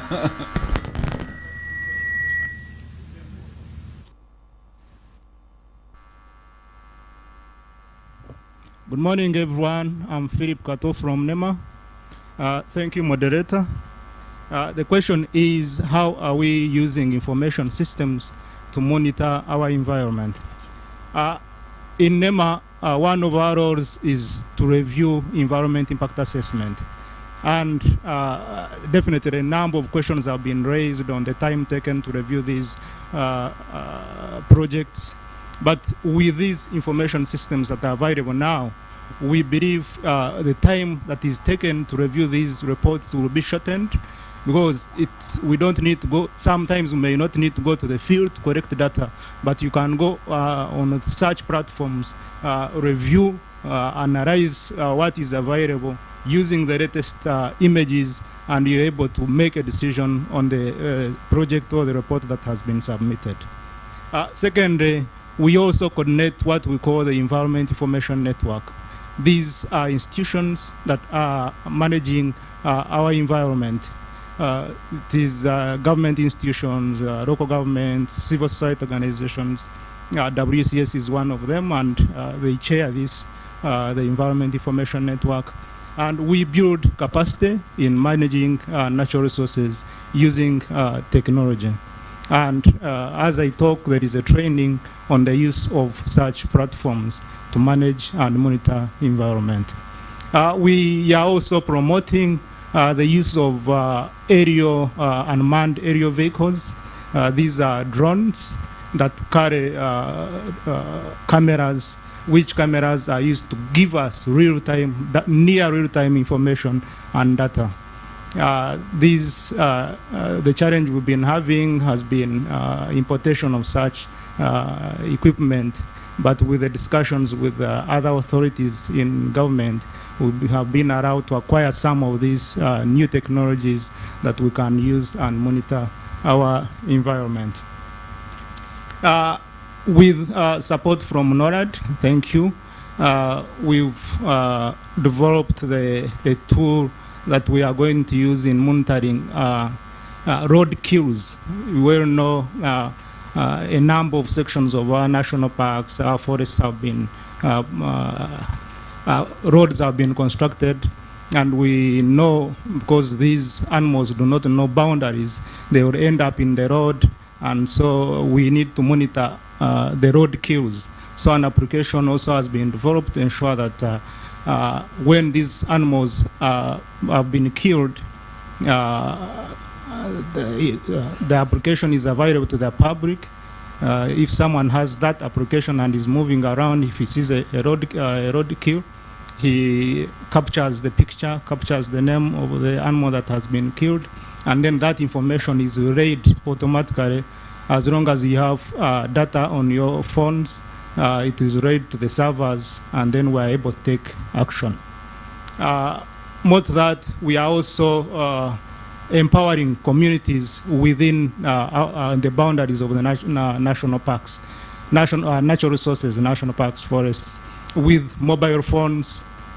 These are toll-free, that at any one time, if there is any problem, it is recorded and reported immediately, so that we're able to take action. All right, thank you very much, Philip. And finally, I want to come to Joshua from NITA. As I mentioned, and probably both John and Albert did illustrate to us the features that are representative of the NARIS platform. It has both a web user interface, a mobile application, or what we famously call as apps, the ability to track changes in forest cover over time and validate field actions through the mobile interface, and finally the ability to use it both online and offline. So it can sync the data as soon as you find the network, if you're collecting the data and inputting it when you're offline. So I'll come to you, Philip, who are the tech experts at NITA, on the value addition of such technologies in being able to allow us manage our resources better. Philip? Please, Joshua. Oh, Joshua. Yeah. You know, because I just come from Philip. Sorry, Joshua, yes. Good morning, everyone. I'm Joshua Kandwa now by names, Business Process Analyst, NITA. Before I dive into answering that, I'll just give members here a brief analogy and brief example of what is happening, and I would like us to appreciate the role of tech in most of our operations or most of the things we do. I just want you to look at, there is a new road that goes from Golf Course to Kamocha. It's been installed with traffic lights, but in the morning there's a lot of traffic entering town, and in the evening there's a lot of traffic leaving town. It so happens that in the morning, even when there's a lot of traffic moving to town, these traffic lights accord the same time. So they've been programmed to give approximately 5 minutes for each lane. So even when there is no traffic coming from town to Kamocha or leaving town in the morning, they still allocate the same 5 minutes. So is this technology appropriate or non-appropriate? In the evening, the same. Too much traffic leaving town, limited allocation, and the same allocation of time given to traffic heading to town. So you find yourselves parked in these traffic lights, and there is a green light showing cars going from town, but there is no car. So this is the beauty of technology. So what KCC is doing is building technology that is not appropriate. What can we do to solve the problem? It's what NFA is doing, but I will come to that. We need artificial intelligence embedded in these systems, and it's what it's what we're going to achieve in the NFA system. There's big data analysis. For all the traffic that is coming in, how can we analyze and appropriate and accord time with even more features like heat sensors on these roads to be able to say that, okay, this is traffic, we allocate time depending on what is available on the road, and not just putting tech on the road. So this is what the NFA system is doing. Before, we used to have officers run to these forests and these wetlands to see exactly what is happening with no triggers. Sometimes it would be by availability of funds, we get money, yes, government has given us money, now let's run to Budongo Forest and see what is happening. That is ancient technology. We are diving into the mid of the fourth industrial revolution, where we need technology to be able to use the capacity of institutions and organizations to use technology to be able to come up with meaningful and predictable decisions. You've seen what is happening in the Bududa. Something happens, property is lost, lives are lost, and we still don't have appropriate technology to be able to trigger and be able to inform stakeholders that there is a likelihood of ABC catastrophe, and therefore let's run and save our people. So what NFA is doing in this system, we are basically going to predict the occurrence of certain likelihoods even before they happen. A gentleman mentioned about fire.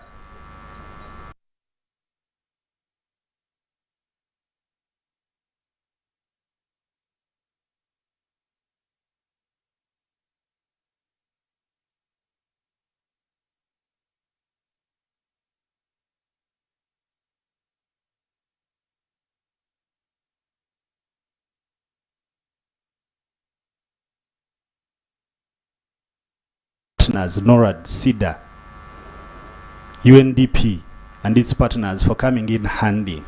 We are losing a lot of our forest cover. Back to the system.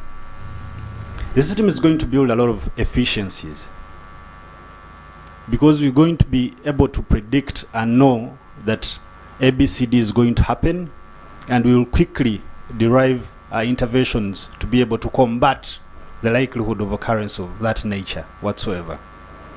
Timely decision making of our key partners and stakeholders.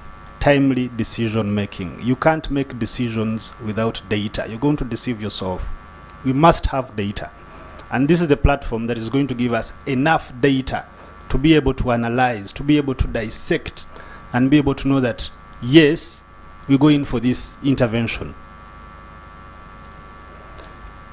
We have this system has been built both mobile, as in we have an application, and then there is also the web platform. All these are going to be used interchangeably. When you're in the field, of course, you have the phones. You can't carry your laptops and all that. So the mobile app is going to help our field officers and the guys in the field to be able to track and get this data encoded and be able to input in the tool. We also have the satellite my fellow colleague had mentioned earlier. Thank you, SIDA Steel, for coming in. Accessing these satellite images and videos is quite very hard for such organizations.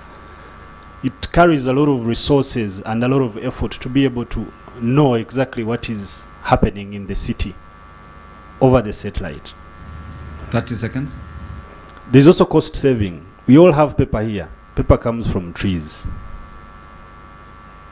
So if with these systems we can limit the use of paper, it's going to be a very, very big plus on our sign as NFA. Accountability, we've put in a lot of resources, but do we know where all these resources are being spent? Can we account for them? Can we have timely interventions? This is what the system is going to achieve for us. There's also a lot of data that we're going to generate from this system that is going to give us a lot of insights. And these insights are going to help us as NFA and as government to be able to proportion our resources according to what we are going to get and what we are going to find in these forests and these natural habitats. But my biggest still question is we're losing a lot of forest cover. But to me, I think we need to start thinking of other off-grid solutions for energy. The problem is with cooking. We cut a lot of trees for charcoal. Can we have also, our partners, please, can you help us on this? And we have off-grid solar systems in our villages, biogas systems in our villages to help our people in cooking. We're losing a lot of forest cover. NFA, please, can you help us and have solutions, easy and cost-effective solutions to help our people in their energy needs at home and in their households? Can we have those quick solutions? Yes, Joshua, you're done.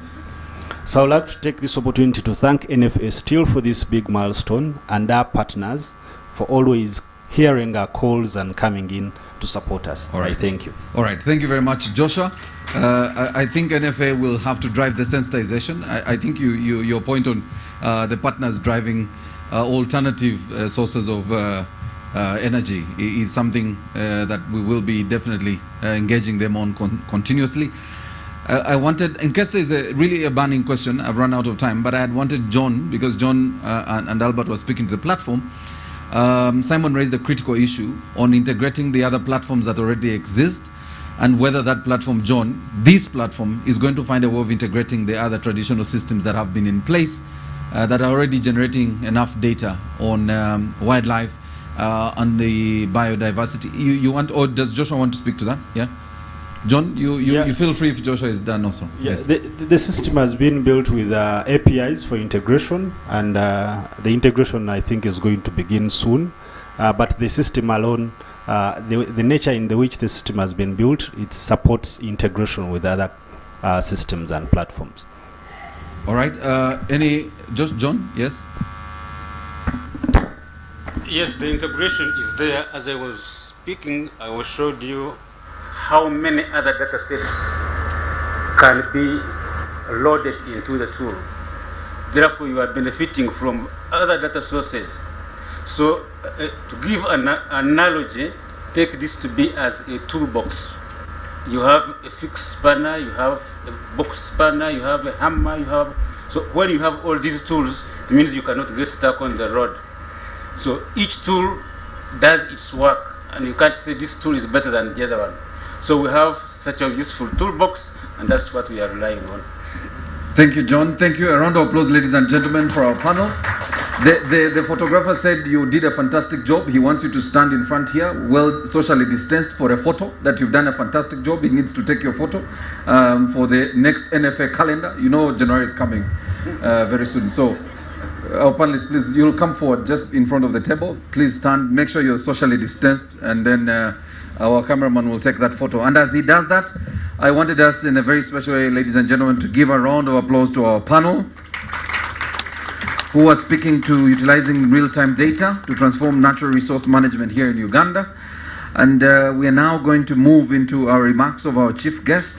And thereafter, the Honorable Minister will be taking part in the signing ceremony to officially launch this platform together with the NFA Executive Director and the UNDP resident representative. And immediately after that, we will have equipment that will be handed over to NFA from our partners. A round of applause again. Thank you very much. And finally, the Minister will be led to a tree exhibition by NFA, which will conclude this conversation. So I now want, again, Elsie, I apologize. I really don't have the capacity to invite the minister to speak.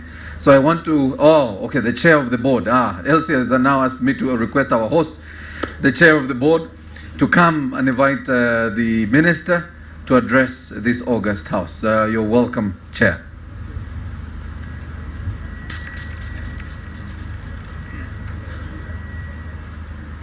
Thank you once again for coming here. Honorable Minister, this is your time. I don't want to say much. Welcome, Honorable Minister.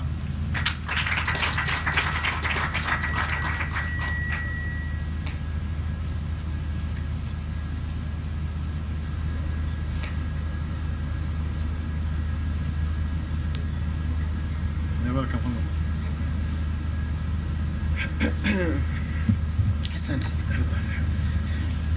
Don't need to.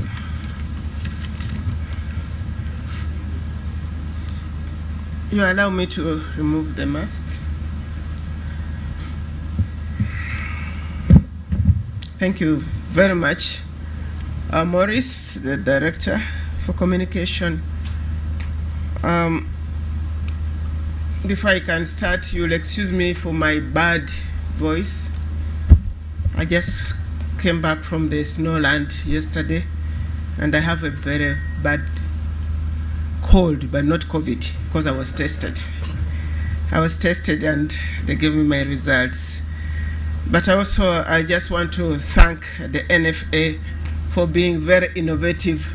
I'm just looking around green. We normally go in hotels, but we are here utilizing our own home. Thank you very much. Your Excellency, the UNDP resident representative is Atafua.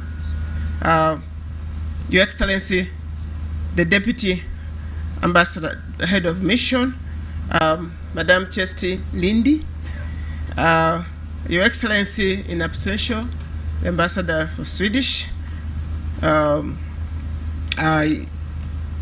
board chair, the NFA, the UNDP, the media, friends, all invited guests, ladies and gentlemen, protocol observed. I'm delighted, and I will always be delighted when I come to such functions that are at my heart. I do it very happily and gladly. As I told you, I came back yesterday. I got this information maybe early morning as I was waking up, and I'm happy to be here. My senior minister, Honorable Sam Cheptoris, is unable to be here. He's also away for duty assigned to him, and therefore we work as a team, as a ministry. It is a great opportunity that I come here today to launch the Uganda Natural Resource Information System, web and best real-time data. This is something which is really should be a catchword, because when we keep on saying history, people don't understand. We lose the value. So we are here for real-time data website launch. The system will for sure enable us to monitor the forest cover loss, track the field changes, and the impact of initiatives relating to deforestation, provide data source for future initiatives, while also offering potential to monitor population density, human and animal wildlife migration, urban development, and other variables beyond deforestation in the near future. I also want to thank the United Nations Development Program for identifying this gap in data and information needs to enable the ministry and its agencies monitor and track the natural resources sector, particularly the forest cover, changes, and the land use. I wish to further acknowledge and thank the UNDP for consistently availing resources towards the natural resource sector. Your Excellency, we are most humbled, very practical, and don't get offended, gentlemen, if I say women touches the real knob of action. The system has come at a time when government is implementing digital Uganda vision, which will empower Ugandans to achieve the goals of universal inclusion, sustainable development, economic progress, and poverty eradication through digital innovation, while combining initiatives across multiple sectors. In the recent past, we have seen increased uses of mobile devices, increasing speed and a lower cost of mobile data collection, visualization, and satellite imagery, which have unquestionably contributed to management of forestry and other natural resources in the country. The forestry cover sector in Uganda contributes about 9% to the national GDP, and the use of the system like that is to effectively monitor and manage forestry activities is expected to improve Ugandans' economic development and address issues in the community livelihood.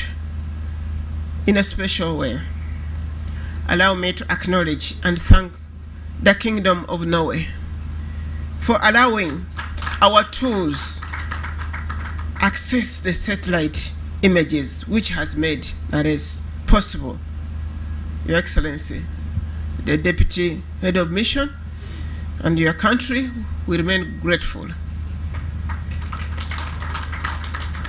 I thank the government of Sweden through Swedish International Development Agency for partnering with UNDP and UNFA in this innovative approach to improved natural resource monitoring.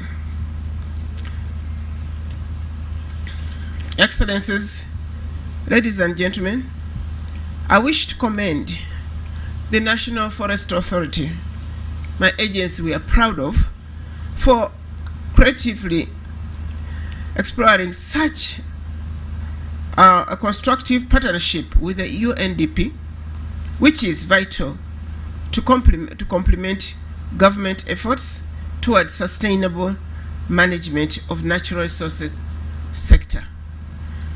The ED and the board, this is recommendable, and we encourage you to keep it up. You should be happy for yourself. As government, we have embraced the use of ICT facilities for ease of service delivery to the people of Uganda. My desire is to ensure sustainability of such initiatives. I therefore employ all stakeholders to ensure the system is effectively utilized and well managed for the ecological and economic benefit that we envisage. Simon alluded to also investing in the human resource and then the research, and I think that shouldn't be a problem. As a government, you're aware, His Excellency the President is so passionate about facilitating well the scientists, and we have put money in research, and therefore we employ our researchers, our scientists to do their best as a government, we shall try to avail the needed resources so that all these innovations ought to produce positive results. And indeed, even those development partners, these are their taxpayers' money. We need to put it to good use. So this is a very strong message that once we are given the opportunity, you know, that we are very few, we are among the lucky few countries to benefit from it.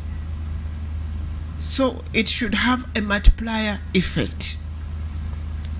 However, Your Excellencies, ladies and gentlemen, as we are laboring to enhance such technology, I want to draw your attention that yes, we shall have real-time data. It will tell us who is that one who's felling down the trees, who's burning the charcoal. To make a meaning to the Ugandans and listener out there, they would want to know, what have you done with the data? Very good data on time, but what did you do about it? Yes, I do agree that we need concerted efforts, but for immediate consideration, the enforcement arm, because once you get the information, you know, people get frustrated that they can give us information and no action is being taken. I'm being bombarded every time. My phone, Mama Mabira, they are here. Then I get to my agencies, please, there's something happening. Then I'm sure they go, my EDs, NFA and NEMA, they will go to the technical team, they will show, yes, something is happening. Then they will take 2 days, 3 days before they can see something happening. The person who reported get frustrated. The enforcement arm needs to be strengthened.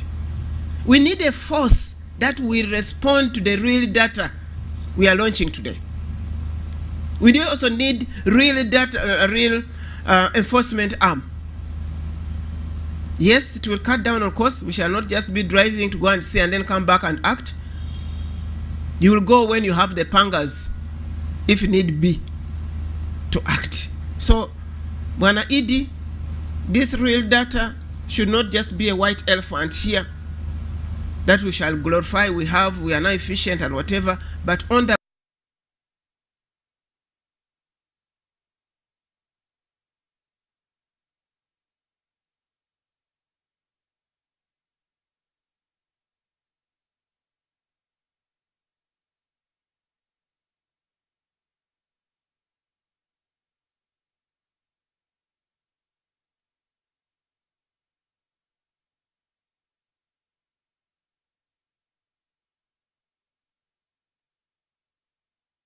integrity. We need to train even our own, who is able to do a lot, that we can have a command, go and act without conflicting commands. So we shall still engage you on that, our friends. Yes, David advocates for our people, the mindset. We thank you being always there, WWF. The mindset of Ugandans, people imagine natural resources is a free resource for anybody to grab. We need to intensify the sensitization. We need, in the advocacy we are talking about, we need to show people the consequences of our inability to do anything about conservation of our natural resources. We need to stir anger in our population for action. The system will be here, yes.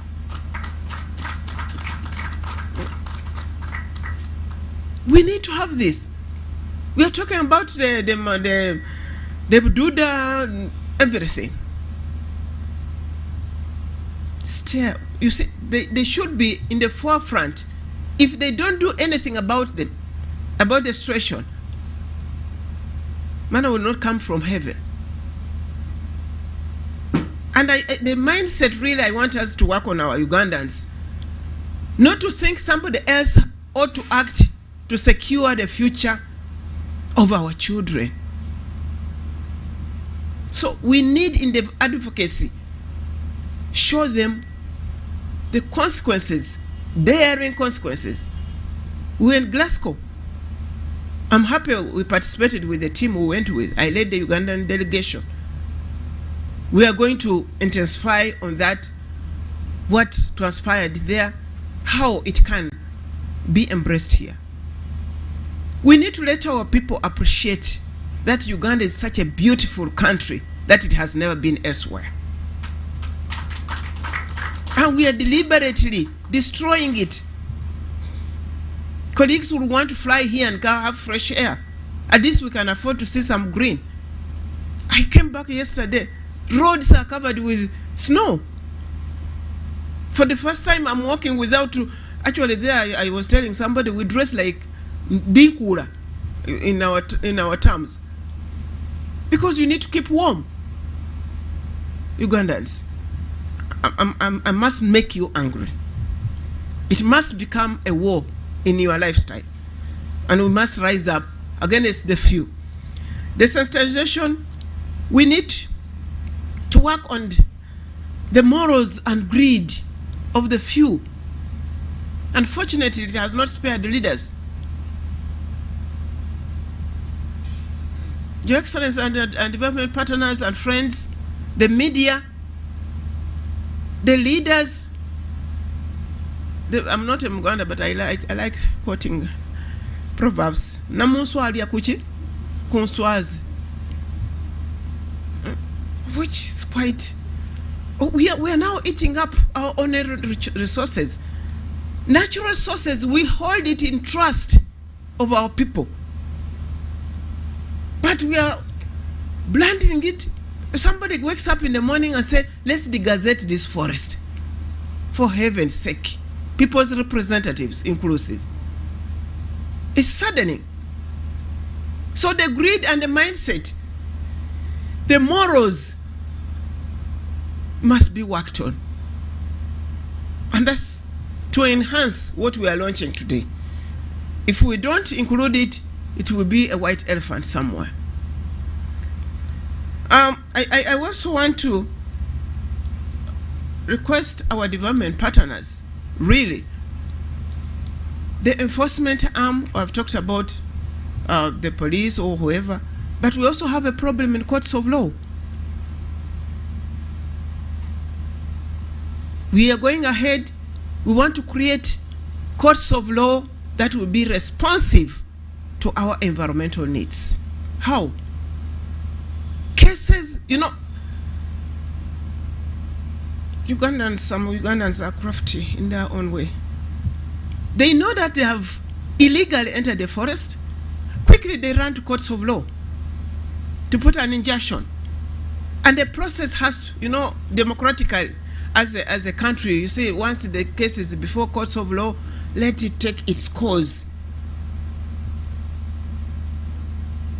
Meanwhile, the courts are overloaded. Meanwhile, the crafty one, because he wanted to create something in the forest, he would have cut all the trees. By the time the judgment comes, we have not saved anything. Bugoma is one of those we are sad about.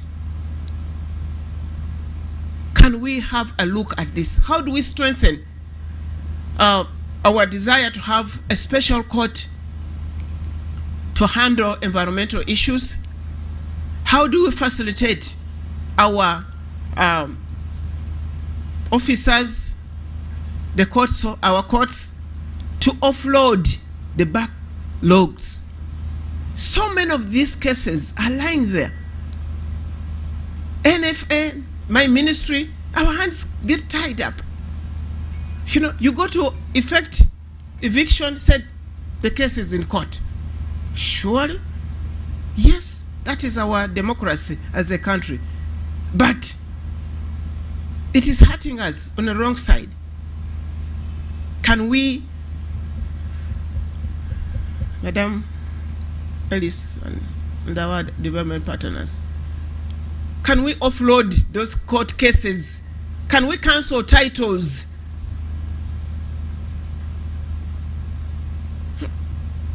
And at the end of the day, they enter illegally in the forest, cut down, they are guarded by the courts of law because of our procedures there. By the time we finish, they come around, you see there's no longer a forest. This is a plain. What are you protecting? The forest is no longer there. Who cut it? Can't we replant it? This must stop.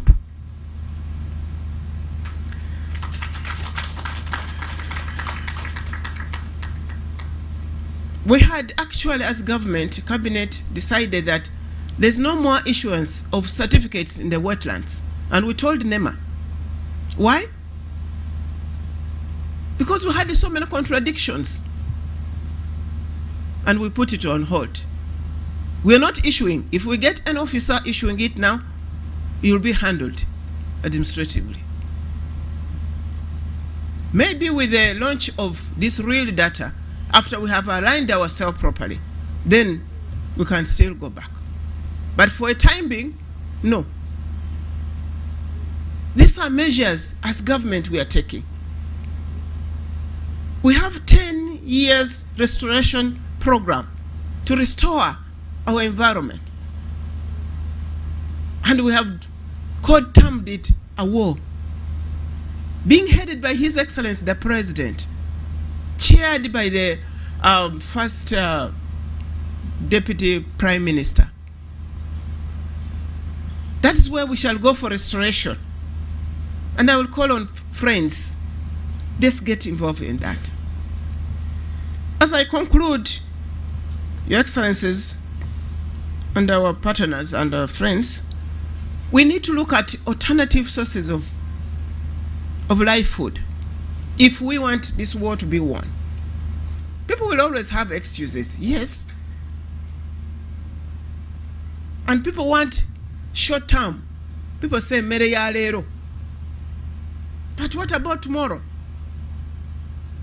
Yes, you get it. I saw the video being screened. Said, I cannot sleep hungry when there's a forest. Did such a person envisage that you are even actually cutting off the umbilical cord of tomorrow? So we need to look at alternative sources of livelihood for our people if we are going to succeed in saving our natural resources. We just want to put off the excuses our people have. I once more thank NFA. You see, with our collaboration management on the forestry, you engage the community to start benefiting or even involving themselves in the conservation and benefiting from the resource in a sustainable way, including our refugee settlement areas. Our refugees, we want them not just to be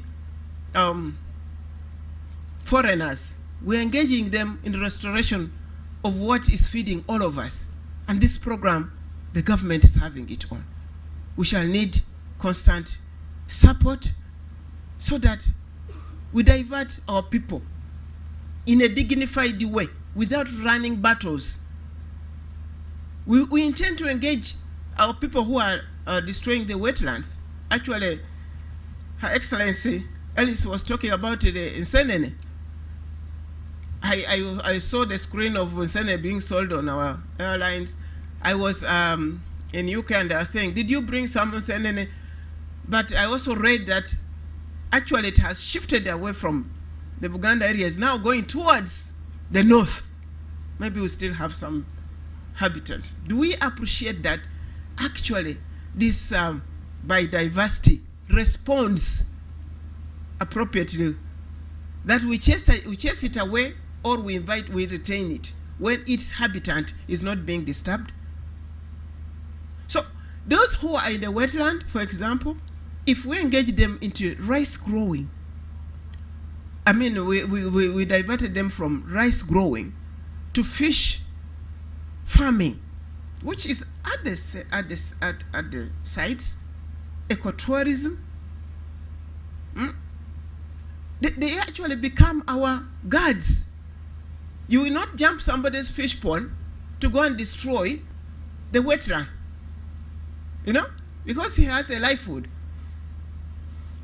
So this is going to be something I would request that we all put our minds to and give an alternative livelihood. As a government, we have earmarked that. We are going to put funds into that. We are going to engage the community, and the leaders at various levels would want them to be sensitized, because others will say, well, where will my voters go? Where will my people go? But you want short-term gain and destroy the whole livelihood. So all of us here, let's be ambassadors. Today, I recruit you as ambassadors of the war, marching forward, not backward. Get convinced yourself that is the right thing to do. Get convinced yourself that you need to participate, not be an observer. Get convinced.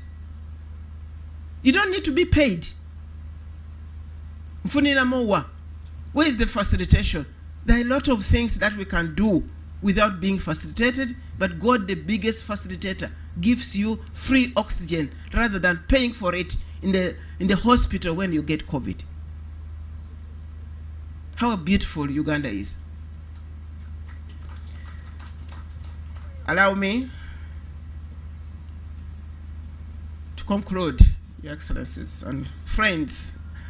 When I talk about environment, it becomes a bit of me. So you'll bear with me.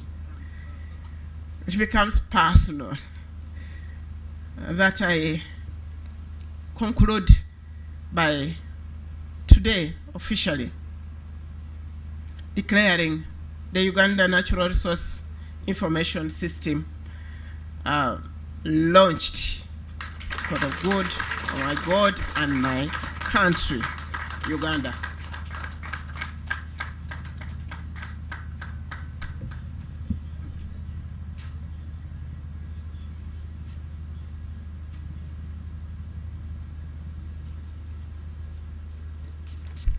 Another round of applause, ladies and gentlemen, for the Honorable Minister.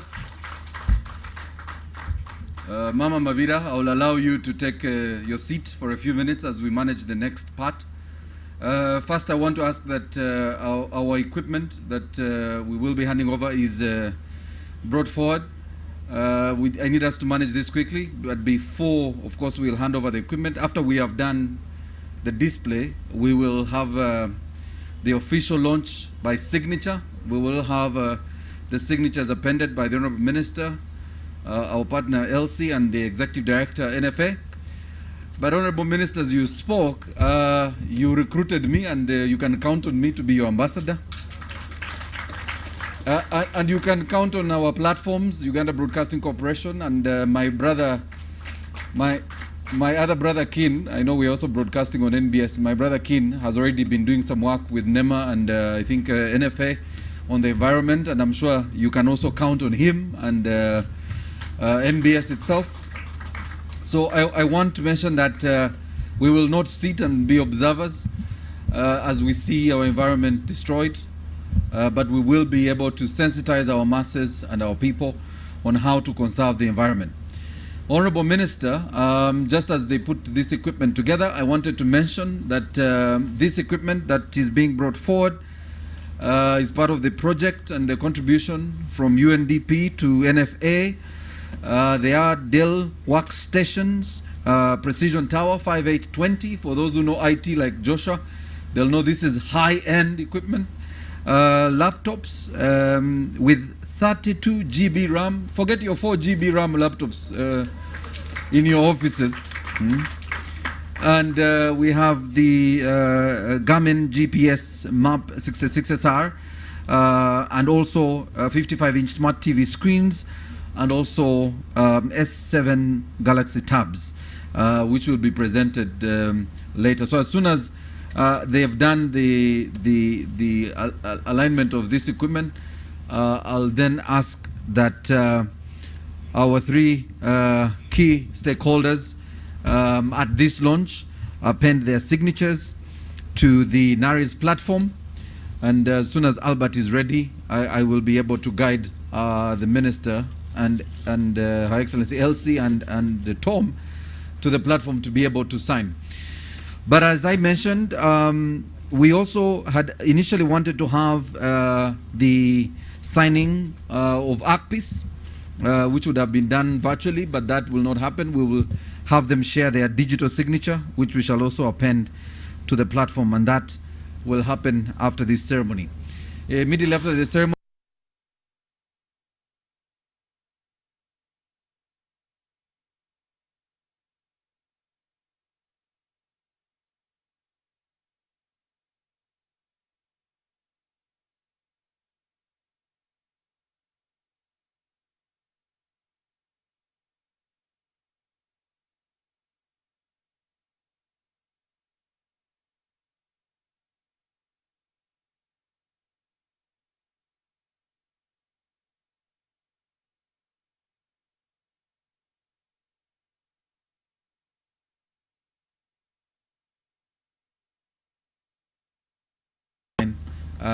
on the platform to be able to launch it. Honorable Minister, you're welcome. Please come with Elsie and Tom. Please come. We've sanitized the pens. We will sanitize them again just to make sure that we protect each other now that we even have a new variant. And since we have the platform, again, if you're not vaccinated, it would be, I would really love to encourage you, if you're watching us online and at home, to get your vaccination. If you did one, let's have you get a second vaccination so you're completely covered from these variants that keep propping up. All right, so Albert, you will guide the Minister in assenting to our platform and placing a signature on the platform, okay? As you can see, IT people, you know, they sometimes want to show us that there is a lot of work that must be done, even when it's not necessary. He makes it look complicated. Just like accountants. I have been told accountants make accounts look very complicated so that we can employ them. Okay. So I guess IT is trying to do the same. Honorable Minister, if you give us the honor to pen your signature on the Uganda Natural Resource Information System to certify that it's launched as a platform that will help to provide real-time data, to help us in data visualization, to implement or for our platforms to monitor forest cover loss, track field changes, track the impact of initiatives that provide a data source for future initiatives, while also offering the potential to monitor. A round of applause, ladies and gentlemen. There you go, and you can see that live on your screen. There you go. A round of applause, ladies and gentlemen. Thank you, Honorable Minister. Elsie? So the platform can be used online and offline and consists of desktop and mobile applications for use in both office and field locations, and that's why very shortly we will have equipment that will be provided by UNDP to NFA to support this platform.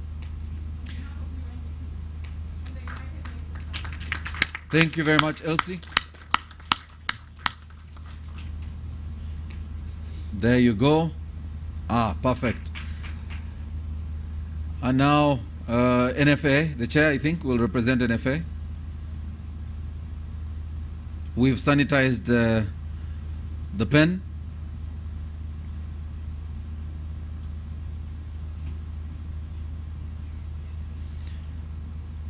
And the chair on behalf of, yes.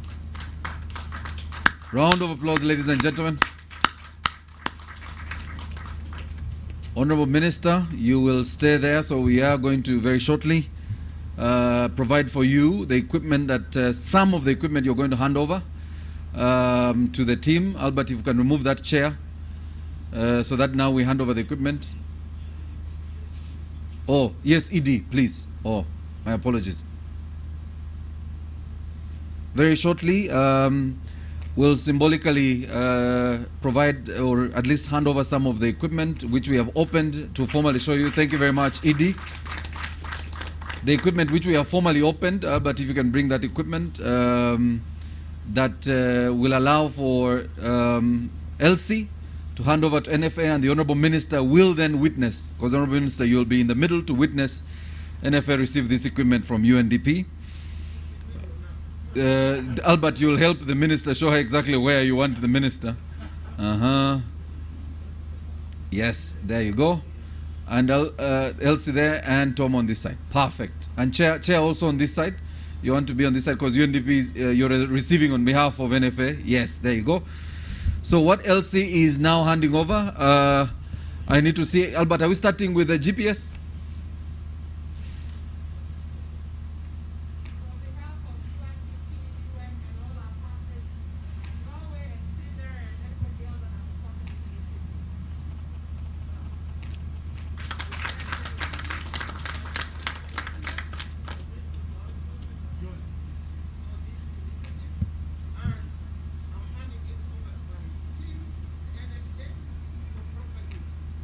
Round of applause, ladies and gentlemen.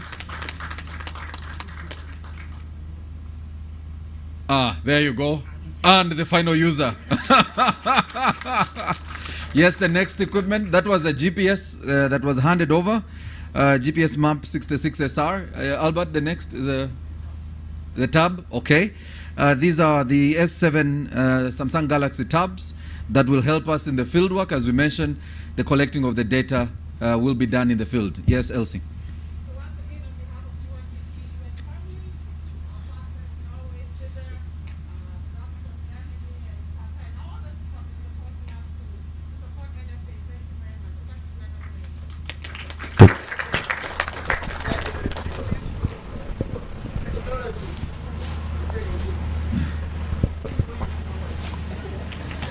Round of applause, ladies and gentlemen.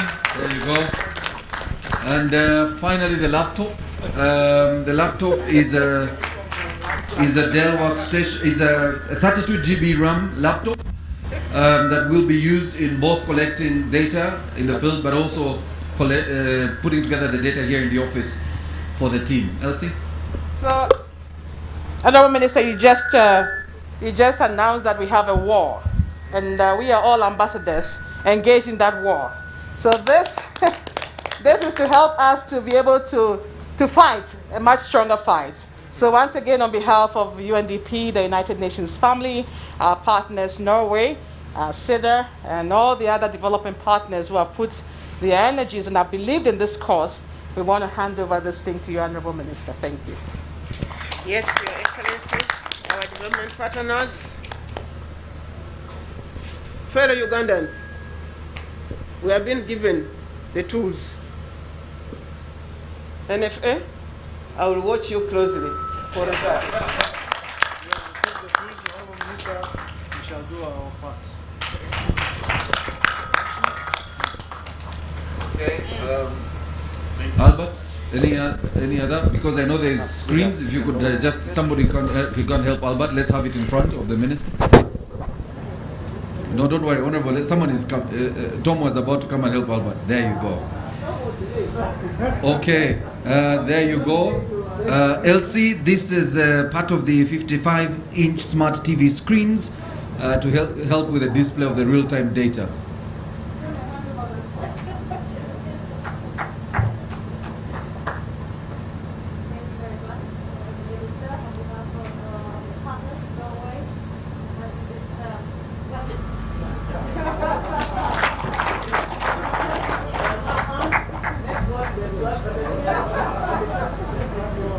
Yes, thank you very much. John, now you can go with your tools. There you go.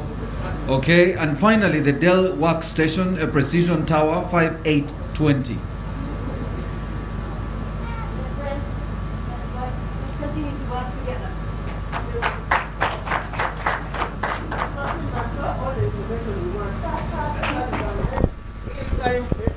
information and action. Not only action. Thank you very much. I think we will now just allow you to stay there for a photo. And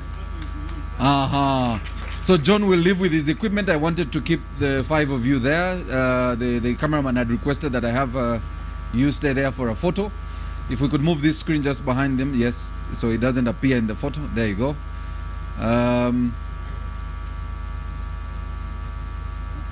There you go. So, ladies and gentlemen, there you are, the stakeholders in this conversation on the Uganda Natural Resource Information System, which was launched today. A conversation that will be continuing in the next few days and months because this platform has been launched. Please do share using the hashtags NARIS, ARCPIS, Solutions Mapping, and Deforestation UG, ARCLab UG, which is Accelerator Lab UG, ARCLab UG, and also tag the handles for NFA Uganda as @NFAUG and @UNDP Uganda as you share this information with us. So I want to thank you very much, ladies and gentlemen, and now request that the chair and the ED of NFA lead the minister to the tree exhibition, which concludes our launch today. Honorable Minister, we want to thank you. A round of applause, ladies and gentlemen, for joining us, and to our partners UNDP, NORAD, and CEDA for supporting this initiative. So we want to thank you, ladies and gentlemen. Please do not leave. We have lunch that has been provided. But also, if you hadn't registered with us, Hadija at the back will take your registration details. It would be nice to know that you are here with us at this launch. So please make your way to the end. There's a registration table at the back. Please do register with Hadija. She's there. Please ensure you've left us with your details so we know you are here with us this morning and early afternoon. But we want to thank our media partners, UBC and NBS, for relaying this launch. And for now, we'll sign out and request that you continue to promote the conservation of our environment. Let's report the misuse, the cutting down of trees, and the mismanagement of our environment to the agencies responsible. Thank you very much.